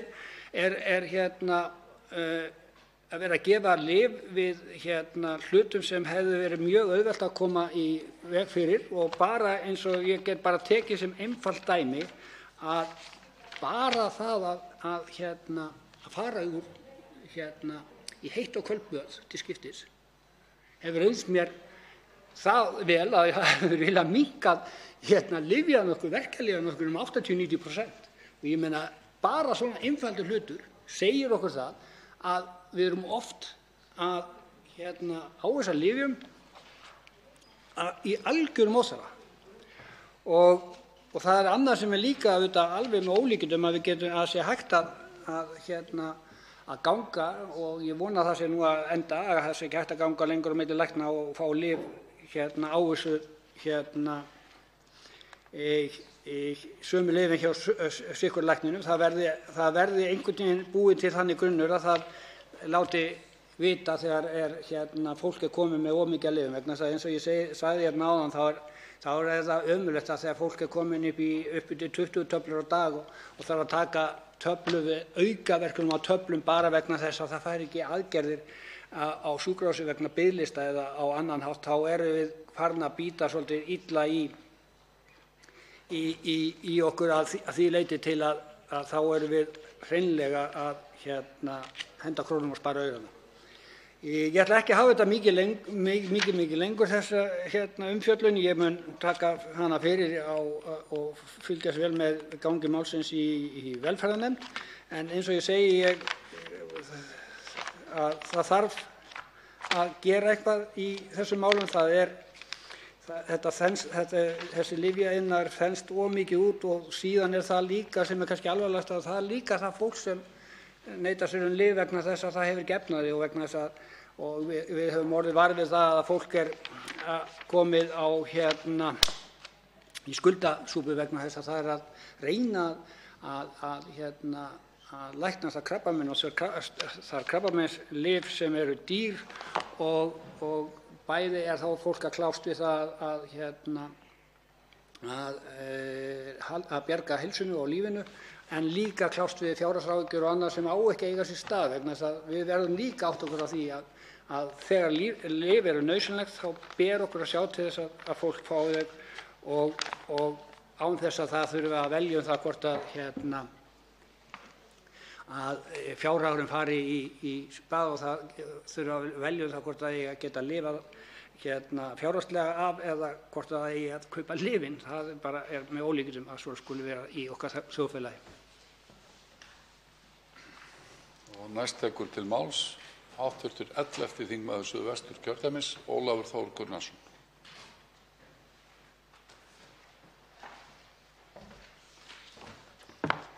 Herra forseti, ég vil þakka hæstv. heilbrigðisráðherra fyrir framsöguna í þessu máli og þakka ráðherranum fyrir að leggja fram þetta mál. Eins og hæstv. ráðherra kom inn á í ræðu sinni þá er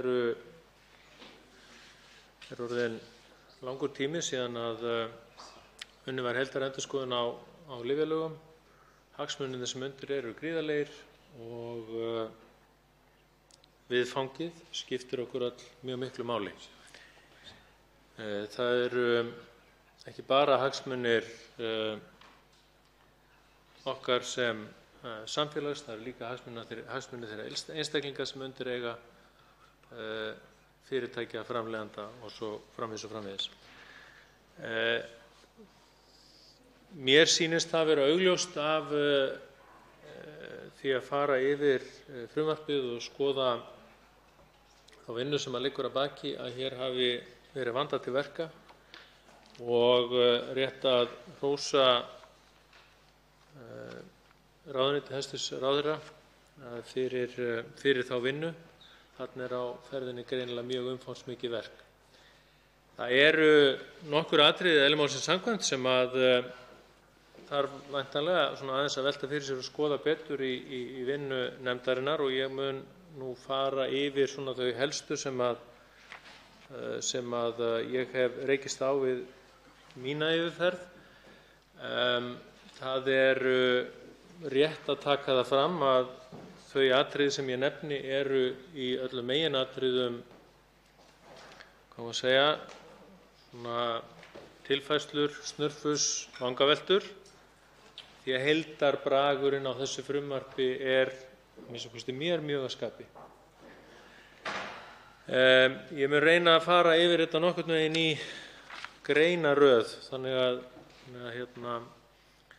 Þannig að menn eigi auðvelt með að fylgjast með hafi þeir áhuga á því.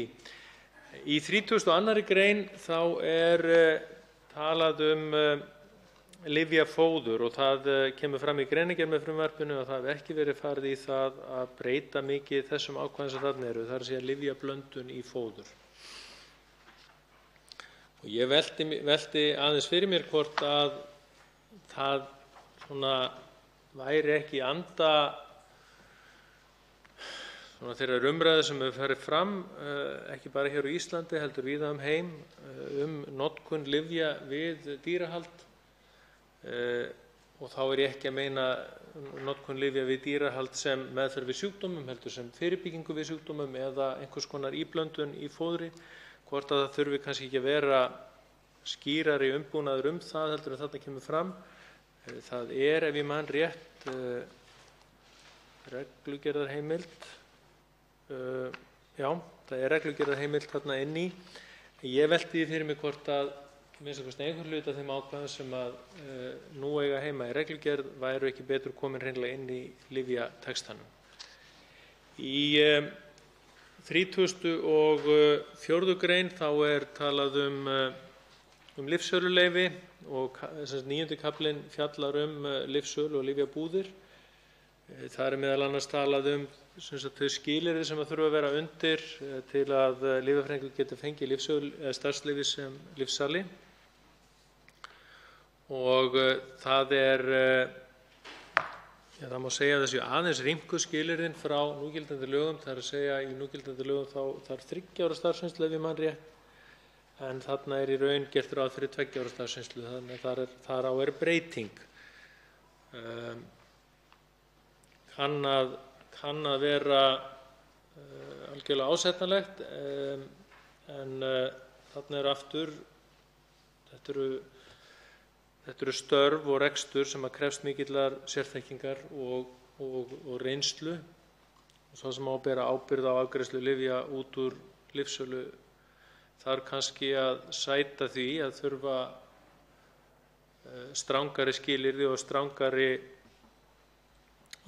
reglur heldur en þarna kemur fram. Nú þekki ég það ekki nægilega vel, herra forseti, hvort að þarna eru undir einhvers konar samræmdar evrópskar reglur, en nefndin mun vafalítið fara yfir það. Í 43. grein er talað rekstur lyfjabúðar í heilbrigðisstofnun og það er aðeins komið inn á það vandamál sem að er víða á Íslandi, það er að segja samfélög eru það lítil að það er ekki forsendur jafnvel til að reka lyfjaverslun í einhverju litlu samfélagi og meðal annars sjónarmið arðsemi og þess að gera verkum að menn jafnvel treysta sér ekki til þess að reka lítið lyfjaútibú, jafnvel þó að þeir séu með lyfsölu í öðru stærra nágrannasveitarfélagi eða samfélagi. Þetta er að mínu viti afar mikilvægt og kemur í rauninni inn á svolítið þær vangaveltur sem að hv. þingmenn kannast við nýlega héðan úr þingsal, þar sem menn voru að velta fyrir sig hvort ætti í einhverjum auknum mæli að leyfa smásölu lyfja í almennum verslunum. En þarna gæti einmitt komið til einhvers konar útgáfa af því sem að mínu viti væri að minnsta kosti skynsamlegri lausn heldur en hin sem að ég nefndi áðan. Í 52. grein er talað það sem kallað er útskiptanleiki lyfja. Og þar er átt við að heimildir sem raunar eru þegar til staðar til að ávísa samheitalyfjum þegar að jafnvel þó að það standi annað sérlyfjaheiti á lyfjaávísun. Og ég velti því fyrir mér þarna hvort það hefði verið ástæða til að hafa einhvers konar áskilnað endurgjöf til þess sem að skrifar út eða ávísar lyfinu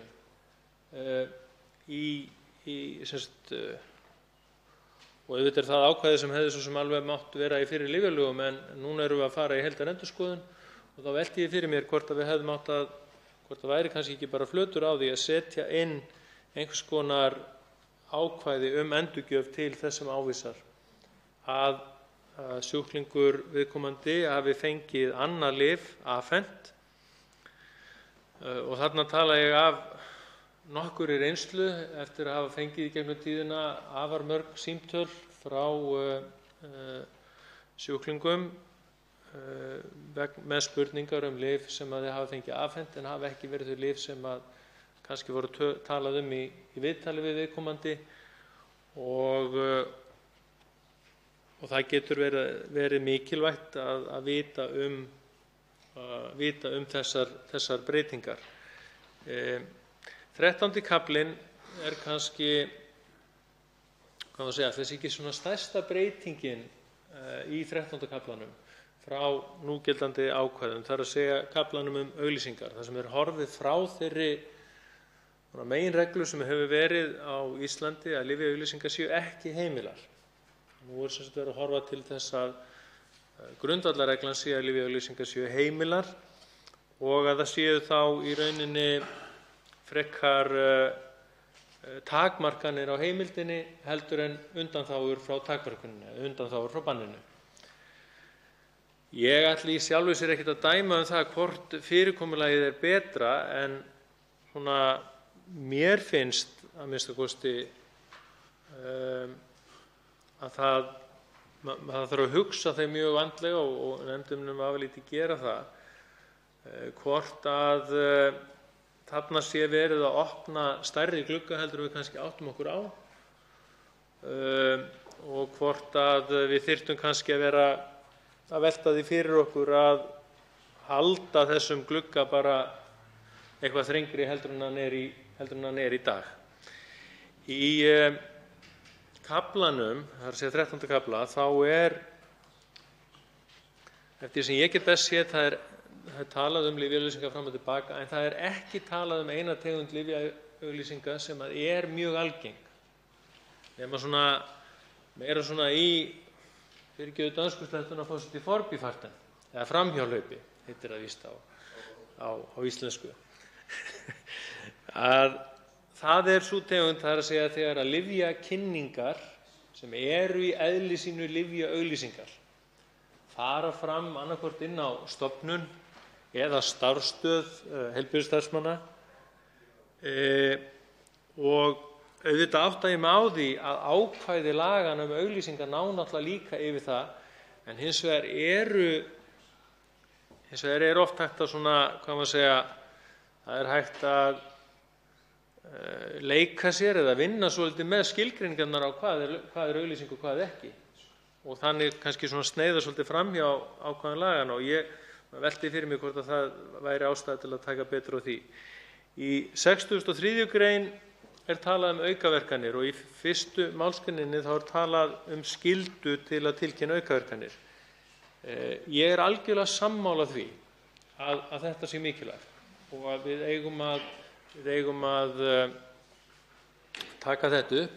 Á hinn bóginn þá þarf að gera ráð fyrir því að í þessu muni á endanum felast nokkur kostnaður fyrir heilbrigðiskerfið og fyrir heilbrigðisstofnanir. Það er í starfi hvers heilbrigðisstarfsmanns að koma kannski fram á hverjum degi margar aukaverkanir og það er oft túlkunaratriði hvað er alvarleg aukaverkun eða ný og sérstaklega þegar menn að fást við sjúklingar sem eru á mörgum lyfjum eða mörgum tegundum lyfja eða mörgum lyfjaflokkum að þá verður þetta ennþá algengara og það er augljóslega mikilvægt að tilkynningarskylda sé til staðar en það kann að þýða að það verði aðeins umhendis. Auðvitað er hægt að gera margt af þessu með rafrænum hætti í dag en jafnvel þau rafrænu skjöl sem eru til staðar núna hjá Lyfjastofnun, ég leyfi mér að segja það að þau eru ekki sérlega hentug eða auðveld í notkun og það tekur tíma að fylla þau út. Það er bara þannig. Í 15. kafla er talað lyfjaverð Ég velti því fyrir mér a.m.k. hvort að þar hefði átt að vera einhvers konar áskilnaður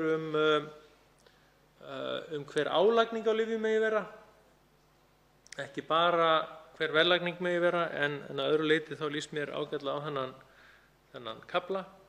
Í 79. grein er síðan fjallað lyfjagagnagrunninn og aðkomu heilbrigðisstarfsmanna að honum, og ég fagna því mjög að það sé opnað á það að aðrir heilbrigðisstarfsmenn en læknar geti skoðað í grunninn. Ég velti hins vegar fyrir mér hvort að menn ættu að þurfa að sækja það á einhverjum tilteknum fresti að hafa aðgang að grunninum, af því að það er til að mynda ekki þannig, það þurfi ekkit endilega allir heilbrigðisstarfsmennirnir sem að þarna eru undir, allir aðilarnir í þessum stéttum á öllum tímum að hafa aðgang að grunninum. Og ég velti því fyrir mig hvort það ætti að vera einhvers konar svona pósitív umsókn aðgang. Síðan hitt sem að þarna er tekið fram að grunnurinn eigi að vera til 5 ára, eða eigi að vera 5 ára aftur í tímann. Oft er það bara alls ekkert nóg. Stundum þarf maður að hafa upplýsingar miklu lengra aftur í tímann og það er ekkert flókið að hafa einhvers konar, skulum segja, hliðargátt eða eitthvað. Jú, þetta kostar það pening, umstang og allt þetta, en að vera með einhverjar slíkar, skulum segja, statískar upplýsingar geymdar einhvers staðar og aðgengilegar, það er ekkert ofboðslega erfitt en getur skipt alveg gríðarlega miklu máli. Og þess vegna velti ég fyrir mig hvort ættum jafnvel að hafa þetta aðeins víðara, þetta ákvæði. Ég síðan fagna ákvæðinu í 44. og 45. grein lyfjanefndirnar. Velti því hins vegar fyrir mér hvort að það hafi verið skoðað í ráðuneytinu að þær eigi að vera meira hlutlausar heldur en kannski kemur fram í greininni, og þá jafnvel þannig að þær veru ekki starfsmenn viðkomandi stofnana. Það er að segja að þeir sem væru þarna undir væru ekkert endilega starfsmenn Landspítalans eða starfsmenn heilsugæslunnar eða eitthvað þessar, eða að minnsta kosti með einhverju móti búin til rammi fyrir þá til þess að vera sjálfstæðir í störfum sínum frá yfirstjórn viðkomandi stofnana, vegna þess að það skiptir neytendur væntanlega mjög miklu máli. Næst tekur til máls hæstv. Heilbrigðisráðherra Svandís Svavarsdóttir.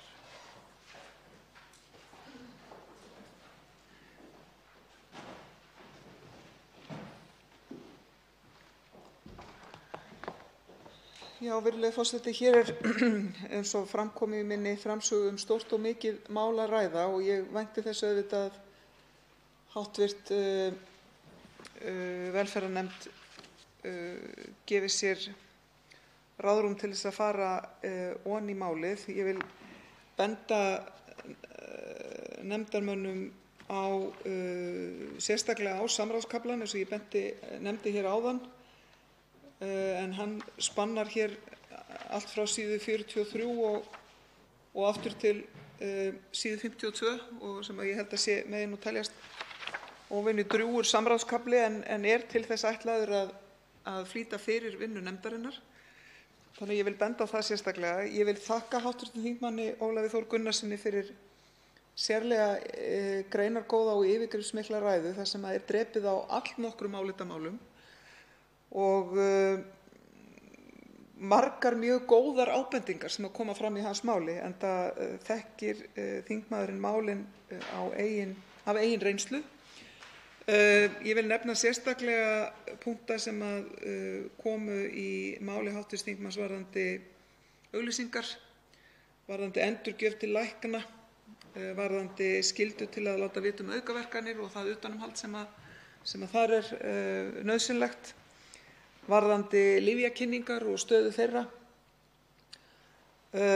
varðandi aðgang að lyfjagagnagrunninum og hvernig það sé allt saman hugsað, og ég treysti því að hv. velferðarnefnd fari vel í saumana á þessum álitamálum og vangaveltum, en ég veit að það er ekki alveg við hæfi að ráðherrann segi eða fullyrði með þeim hætti sem að mér finnst rétt að gera við þessa umræðu, en ég tel að hér sé óvenjulega vel unnið frumvarp að ræða.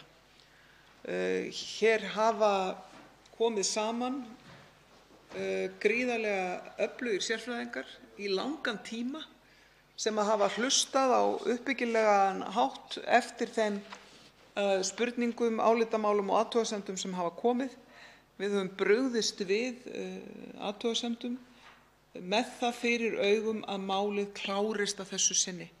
Vegna þess að það er mjög mikilvægt að umgjörð lyfjamála, lögfræðileg umgjörð lyfjamála á Íslandi sé í samræmi við nútímann. Og það er það skref sem við erum að stíga með þessu frumvarpi hér. Ég hlakka til samstarfs við hv.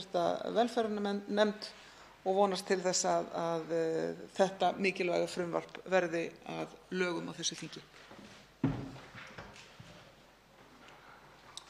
Fleiri hafa ekki hvatt sér hljóðs og er umræðu lokið. Frumvarpið gengur nú til 2. umræðu og velferðarnefndar ef enginn hreyfir andmælum. Það er samþykkt. Við víkjum nú frá uppsettri dagskrá og frestum 3. dagskrármálinu en tökum fyrir 4. dagskrármálið. Umferðarlög, frumvarp 397. mál á þingskjali 533. 1. umræða. Til máls tekur hv. 9. þingmaður Suðurkjördæmis, Vilhjálmur Árnason. Virðulegur forseti, ég mæli hér fyrir frumvarpi til laga breytingu á umferðarlögum nr. 77/2019 sem munu taka gildi, en þau lög munu taka gildi sem sagt ný umferðarlög núna 1. janúar 2020 og það er umhverfis- og samgöngunefnd sem flytur þessa breytingu á þeim lögum af því að þegar var farið að vinna með nýsamþykkt umferðarlög að þá meðal annars útbúa sektarreglugerð og annað slíkt, þá komu svolítið svona tæknilega vandamál upp og þar sem er mikið af ákvæðum í umferðarlögum og þetta er viðamikill bálkur og bæði með sem sagt hvað þarf annars að vera að fara yfir hvað er hvað má og hvað má ekki og svo líka hverjir eru viðurlögin við því. Þannig að það eru nokkrar tengingar þarna á milli sem þarf að leiðrétta og þess vegna flytur hv. umhverfis- og samgöngunefnd þetta frumvarp sem ég mæli hér fyrir núna. En með frumvarpinu er lagðar til breytingar á nýjum umferðarlögum sem samþykkt voru á 149. löggjafarþingi og taka til gildi áramót. Lagfæringar tilvísan tiltekin ákvæði að varða sektum samkvæmt 94. grein laganna, en þarna skortir einmitt eins og ég sagði áðan tilvísanir í því að það sé refsivert viss brot. Og svo er líka verið að fjalla annað varðandi ítrekunaráhrif, varðandi ölvunarakstur þar sem við gerðum það refsilaust að keyra undir 0,5 prómillum í blóði að 0,2. Það er bannað samkvæmt umferðarlögum en er refsilaust og þess vegna þarf að fjarlægja það úr ítrekunarkaflanum. Og svo var eins og ég sagði áðan nokkru svona tilvísanir varðandi flutning farms og breytt og lengd og hæð ökutækja og annað slíkt sem hafði ekki ratað inn í viðurlagakaflann sem þarf að bæta við. Og svo er það skortaðir tilvísanir í því að skyldu til að hlíta fyrirmælum vegaeftirlitsmanna og upplýsingaskyldu vegna vegaeftirlits. Þarna er verið að ræða sem sagt vegaeftirlitsmenn sem eru lögreglu til aðstoðar en það er ekki verið að breyta frá því fyrirkomulagi sem er í dag að lögreglan sér þetta eftirlit að sjálfsögðu en hún getur haft með sér svokallaða vegaeftirlitsmenn sem þurfa að hafa þessa heimild og er verið að bæta því við. Og svo er einnig verið að breyta því hver gefur útgáfu starfsleyfi ökukennara. Það var sem sagt sett undir Samgöngustofu en það er í höndum sýslumanna og lögreglustjórans á höfuðborgarsvæðinu eins og staðan er í dag. Og það var engin áform að breyta því fyrirkomulagi þó að það hafi verið staðið Samgöngustofu að var gert ráð fyrir að sýslumenn og lögregla myndi halda þessu áfram. En það fer betur á því að fjalla hér bara þá sem gefa út þessi starfsleyfi í staðinn fyrir að nefna Samgöngustofu og sem er lögð til breytingu á því. Að öðru leyti ætla ég bara að vísa í frumvarpið og greinargerðina með frumvarpinu og ekkert fara nánar yfir þetta. Eins og ég segi, þetta eru meiri svona leiðréttingar og ekki neinar efnislegar breytingar frá því sem áformað var í nýsamþykktum umferðarlögum og ég bara fagna því að það styttist í að þau taki gildi. Fleiri hafa ekki hvatt sér hljóðs og umræðu lokið. Frumvarpið gengur nú til 2. umræðu ef enginn hreyfir andmælum og það samþykkt. 5. dagskrármálið er sérstök umræða sem hefst klukkan 13:30. Við förum í 6. dagskrármálið. Ríkisendurskoðandi og endurskoðun ríkisreikninga, frumvarp 125. mál á þingskjali 125, 3. umræða. Enginn hefur hvatt sér hljóðs og umræðu lokið en atkvæðagreiðslu er frestað. Og þá tekið fyrir 7. dagskrármálið, óháð úttekt á Landeyjahöfn, þingsályktunartillaga, 84. mál á þingskjali 84, nefndarálit á þingskjali númer 436, síðari umræða. Til máls tekur framsögumaður umhverfis- og samgöngunefndar, hv. 9. þingmaður Suðurkjördæmis, Vilhjálmur Árnason. Virðulegur forseti, ég mæli hér fyrir nefndaráliti umhverfis- og samgöngunefndar nefndaráliti með breytingartillögu þingsályktunartillögu óháða úttekt á Landeyjahöfn. En nefndin fjallaði málið og fékk umsagnir það, en í umsögnum sem nefndinni bárust var almennt mikil ánægja lýst með efni tillögunnar og lögð áhersla á að brýn þörf væri á að gera óháða úttekt á höfninni svo unnt væri að grípa til nauðsynlegra aðgerða til að tryggja heilsáshöfn í Landeyjum. Á það var bent að mikilvægt væri að úttektin einskorðast ekki við dýpi Landeyjahafnar. Líta þyrfti til þeirra reynslu sem komin væri af siglingu nýs Herjólfs í Landeyjahöfn til athugunar á því hvaða aðrir þættir, svo sem samspil vinda og sjólags, gætu takmarkað nýtingu hafnarinnar. Þá þyrfti að gera tillögur að úrbótum reyndist svo að vera. Nefndin tekur undir þessi sjónarmið og leggur áherslu á að litið verði til allra þátta sem geta haft áhrif á nýtingu hafnarinnar við gerð úttektarinnar. Jafnframt var bent á að með hliðsjón af umfangi verkefnisins væru þau tímamörk sem úttektinni væri ætluð, það er að segja að henni yrði lokið eigi síðar en 31. mars 2020, óraunhæf. Leggur nefndin því til breytingu á tillögunni þess efnis að úttektinni verði lokið eigi síðar en 31. ágúst 2020. Og nefndin leggur til að tillagan verði samþykkt með þeirri breytingu að í stað 31. mars komi 31. ágúst. Og ég vil bara byrja að þakka nefndinni fyrir gott samstarf og einhugum bak við þessa mikilvægu tillögu, af því að eins og við þekkjum að þá er Landeyjahöfn grundvöllur að greiðum og öruggum samgöngum við Vestmannaeyjar og það er mikilvægt að nýtt skip, nýr Herjólfur, geti siglt þar óhindrað allt árið kring og því er gríðarlega mikilvægt að það verði farið í þessu óháðu úttekt til þess að taka út þennan heildarmyndina af því hvernig höfnin er að virka og hvaða breytingar mögulega er hægt að fara í á höfninni og núna er það sem að beðið var eftir að sjá hvernig tækist að sérhanna skip fyrir þessa höfn og hverju það myndi breyta og þess vegna er mikilvægt eins og komið hérna inn á í þessu nefndaráliti og sem birtist í umsögnum við þingsályktunartillöguna að það sé mikilvægt að taka mið af þeim upplýsingum sem að hafa bæst við eftir að nýja skipið byrjaði að sigla. Þannig að ef að vel tekst til að þá verður vonandi hægt að tryggja enn betri samgöngur við Vestmannaeyjar en ferjusiglingar er jú þjóðvegurinn til milli lands og eyja. Þó að ég vilji nú nefna hér að sjálfsögðu er innanlandsflugið og flugsamgöngur þar mjög mikilvægar líka og hvorugt kemur í staðinn fyrir hitt. Þannig að þessi tveir samgöngumótar eru svokölluð lífæð Vestmannaeyja.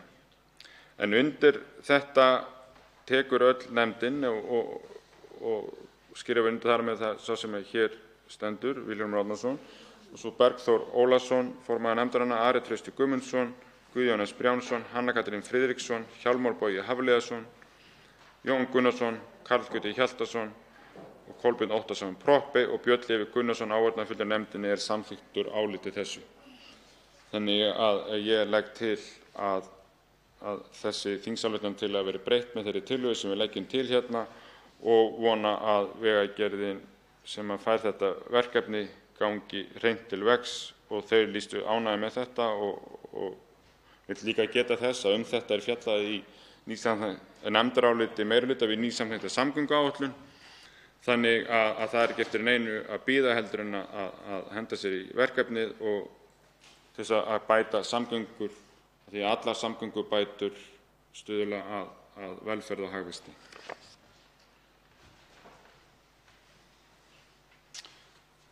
Fleiri hafa ekki kvart sér hljóðs og umræðu lokið en atkvæðagreiðslu frestað. Og við víkjum enn frá uppsettri dagskrá og bíðum með 8. dagskrármálið sinn en förum í 9. dagskrármálið.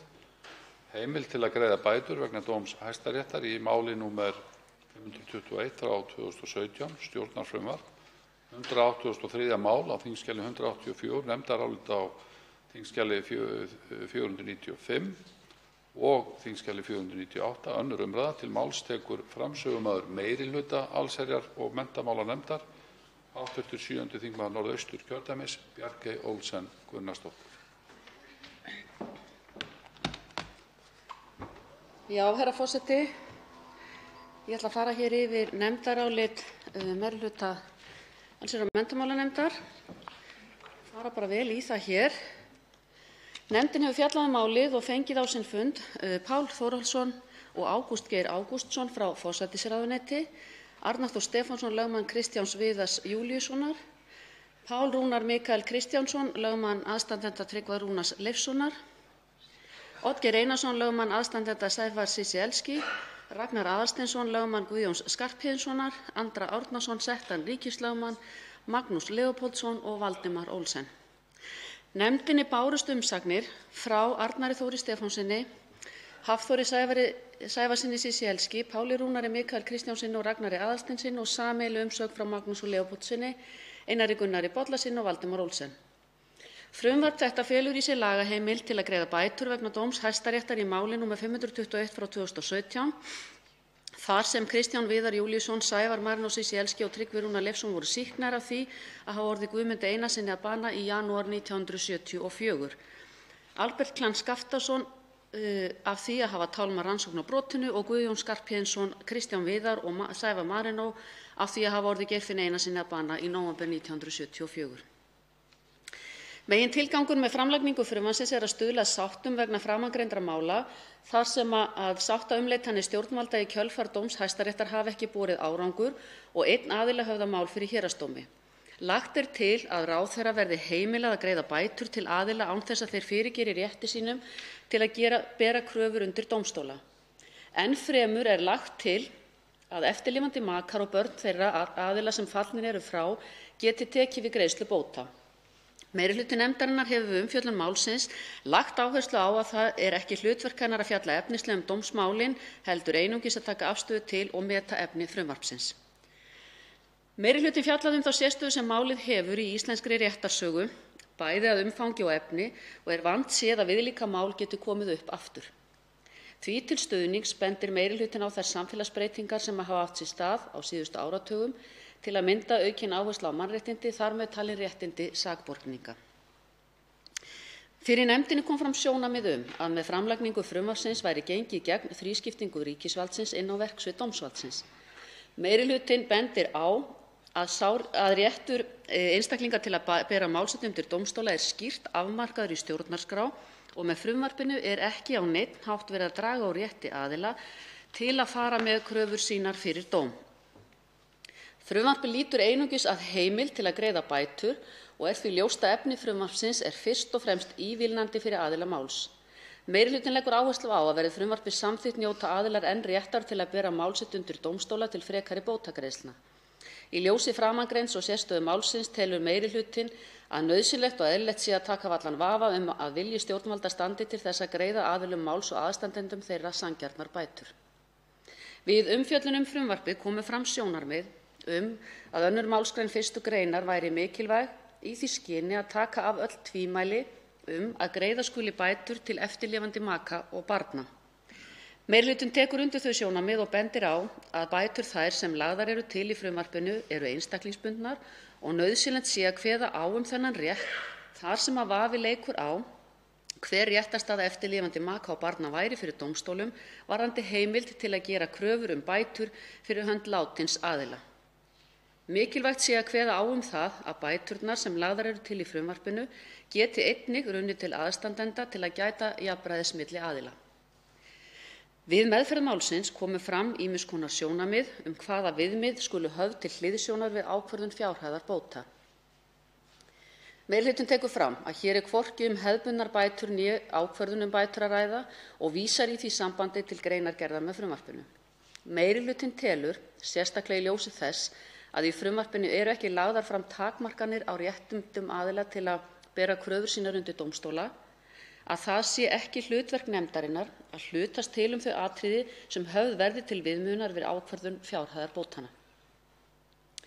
Meiri hlutinn leggur áherslu á að sú meðferð sem aðilar þurftu að þola vegna málanna verði varla bættar að fullu með fjárbótum, en greiðsla þeirra sé hluti af viðurkenningu stjórnvalda á því óréttlæti sem aðilar voru beittir og þeirra áhrifa sem rangindin hafi haft. Meiri hlutinn telur efni frumvarpsins geta greitt fyrir því að ná sátt að því marki sem unnt er, vegna þeirra mála sem hér eru til umfjöllunar og þeirra áhrifa sem þau hafa haft á aðila máls. Þá leggur meiri hlutinn áherslu á að efni frumvarpsins sé skýrt afmarkað og taki aðeins til þeirra þátta sem nauðsynlegt sé vegna þeirra undantekningar sem það er á almennum reglum setningu laga.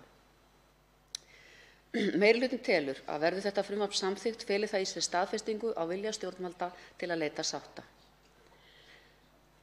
Og undir þetta skrifa hv. þingmenn Páll Magnússon, Andrés Ingi Jónsson, Birgir Ármannsson, Bjarkey Olsen Gunnarsdóttir, Hjálmar Bogi Hafliðason, Jón Steindór Valdimarsson, Guðmundur Andri Thorsson og Helgi Hrafn Gunnarsson skrifa undir þetta álit með þeim fyrirvara að málsmeðferð stjórnvalda í sáttarferlinu, sérstaklega framlagning greinargerðar setts ríkislögmanns í umboði ríkisstjórnarinnar sem vörn í bótamáli gegn ríkinu, hafi ekki verið til þess fallin að greiða fyrir farsælli lausn og ná sáttum. Virðulegi forseti, eins og kemur fram í þessu áliti meiri hluta allsherjar- og menntamálanefndar er tilgangurinn með framlagningu frumvarpsins að stuðla að sáttum. Sáttaumleitanir strönduðu meðal annars á því að aðilar voru ekki tilbúnir að falla fara á rétti til að bera sínar kröfur undir dómstóla. Frumvarpið gerir hins vegar skýrlega ráð fyrir að heimilt sé að greiða bætur en aðilar geti samt haldið áfram með málið ef þeir kjósa svo til að láta reyna á betri rétt. Eðlilegt er að löggjafinn komi að því að heimila slíka málsmeðferð því að hún er frávik frá venju hjá ríkislögmanni við sættir í bótamálum. Heimildin snýr að því að ráðherra geti boðið fram sættir við aðila máls á sanngirnisgrundvelli. Bæturnar eru annars eðlis en lög ákveðnar bætur á grundvelli sakamálalaga. Þær eru hugsaðar sem hluti af viðurkenningu stjórnvalda á þeim rangindum sem aðilar voru beittir. Heimildin skapar grundvöll fyrir bótagreiðslum án þess að allir aðilar þurfi að leita til dómstóla eða bíða niðurstöðu þeirra þar sem skoða þarf hvert mál gaumgæfilega út frá laganna reglum. Meiri hlutinn kemur ekkert sérstaklega inn á fjárhæðir í áliti sínu en í greinargerð með frumvarpinu er vísað til fjárhæða og skiptingar þeirra milli aðila. Meiri hlutinn gerir ekki athugasemdir við þá nálgun enda geti aðilar látið reyna á rétt sinn eins og áður hefur sagt fyrir dómstólum kjósi þeir svo. Hér þarf að huga að sanngirnissjónarmiðum öðru fremur og horfa í því skyni til sérstöðu og alvarleika málsins. Ekki er gert ráð fyrir að ráðherra setjist í dómarasæti en að bætur séu byggðar á almennari grundvelli með sanngirni og sáttavilja að leiðarljósi. Lagasetning er einnig nauðsynleg að mati meirihlutans til að tryggja þetta jafnræði milli aðila. Tryggt er að fjölskyldur þeirra sem fallnir eru frá njóti sama réttar og hinn sýknaði hefði notið væri hann á lífi. Er það í anda þeirra sanngirnisnálgunar sem býr hér að baki og minningu þeirra sýnd virðing. Virðulegi forseti, ég legg svo til að þetta mál verði samþykkt.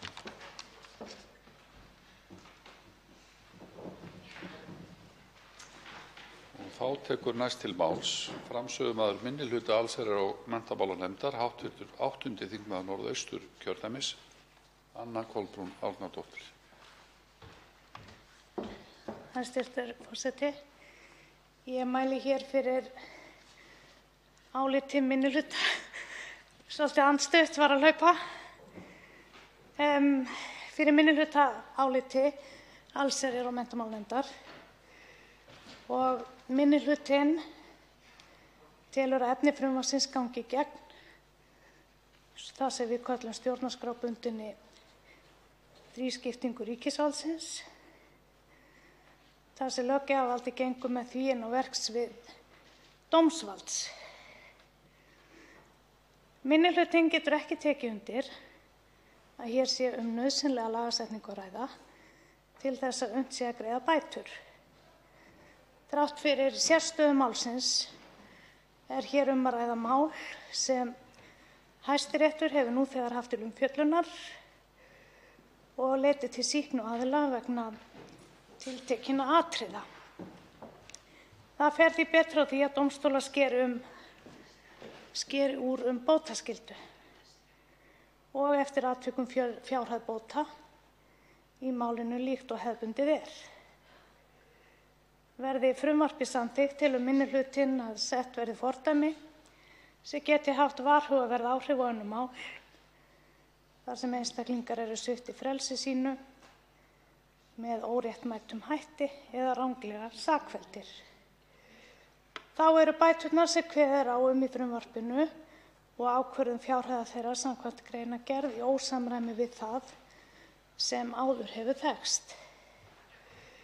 Með hliðsjón af þessu sem ég hef sagt hér getur minni hlutinn ekki stutt að frumvarpið nái fram að ganga.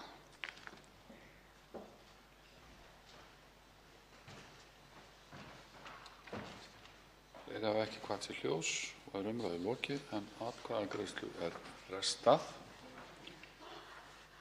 Og þá verður gert hlé á þessum þingfundi til klukkan 13:30. Fundi frestað.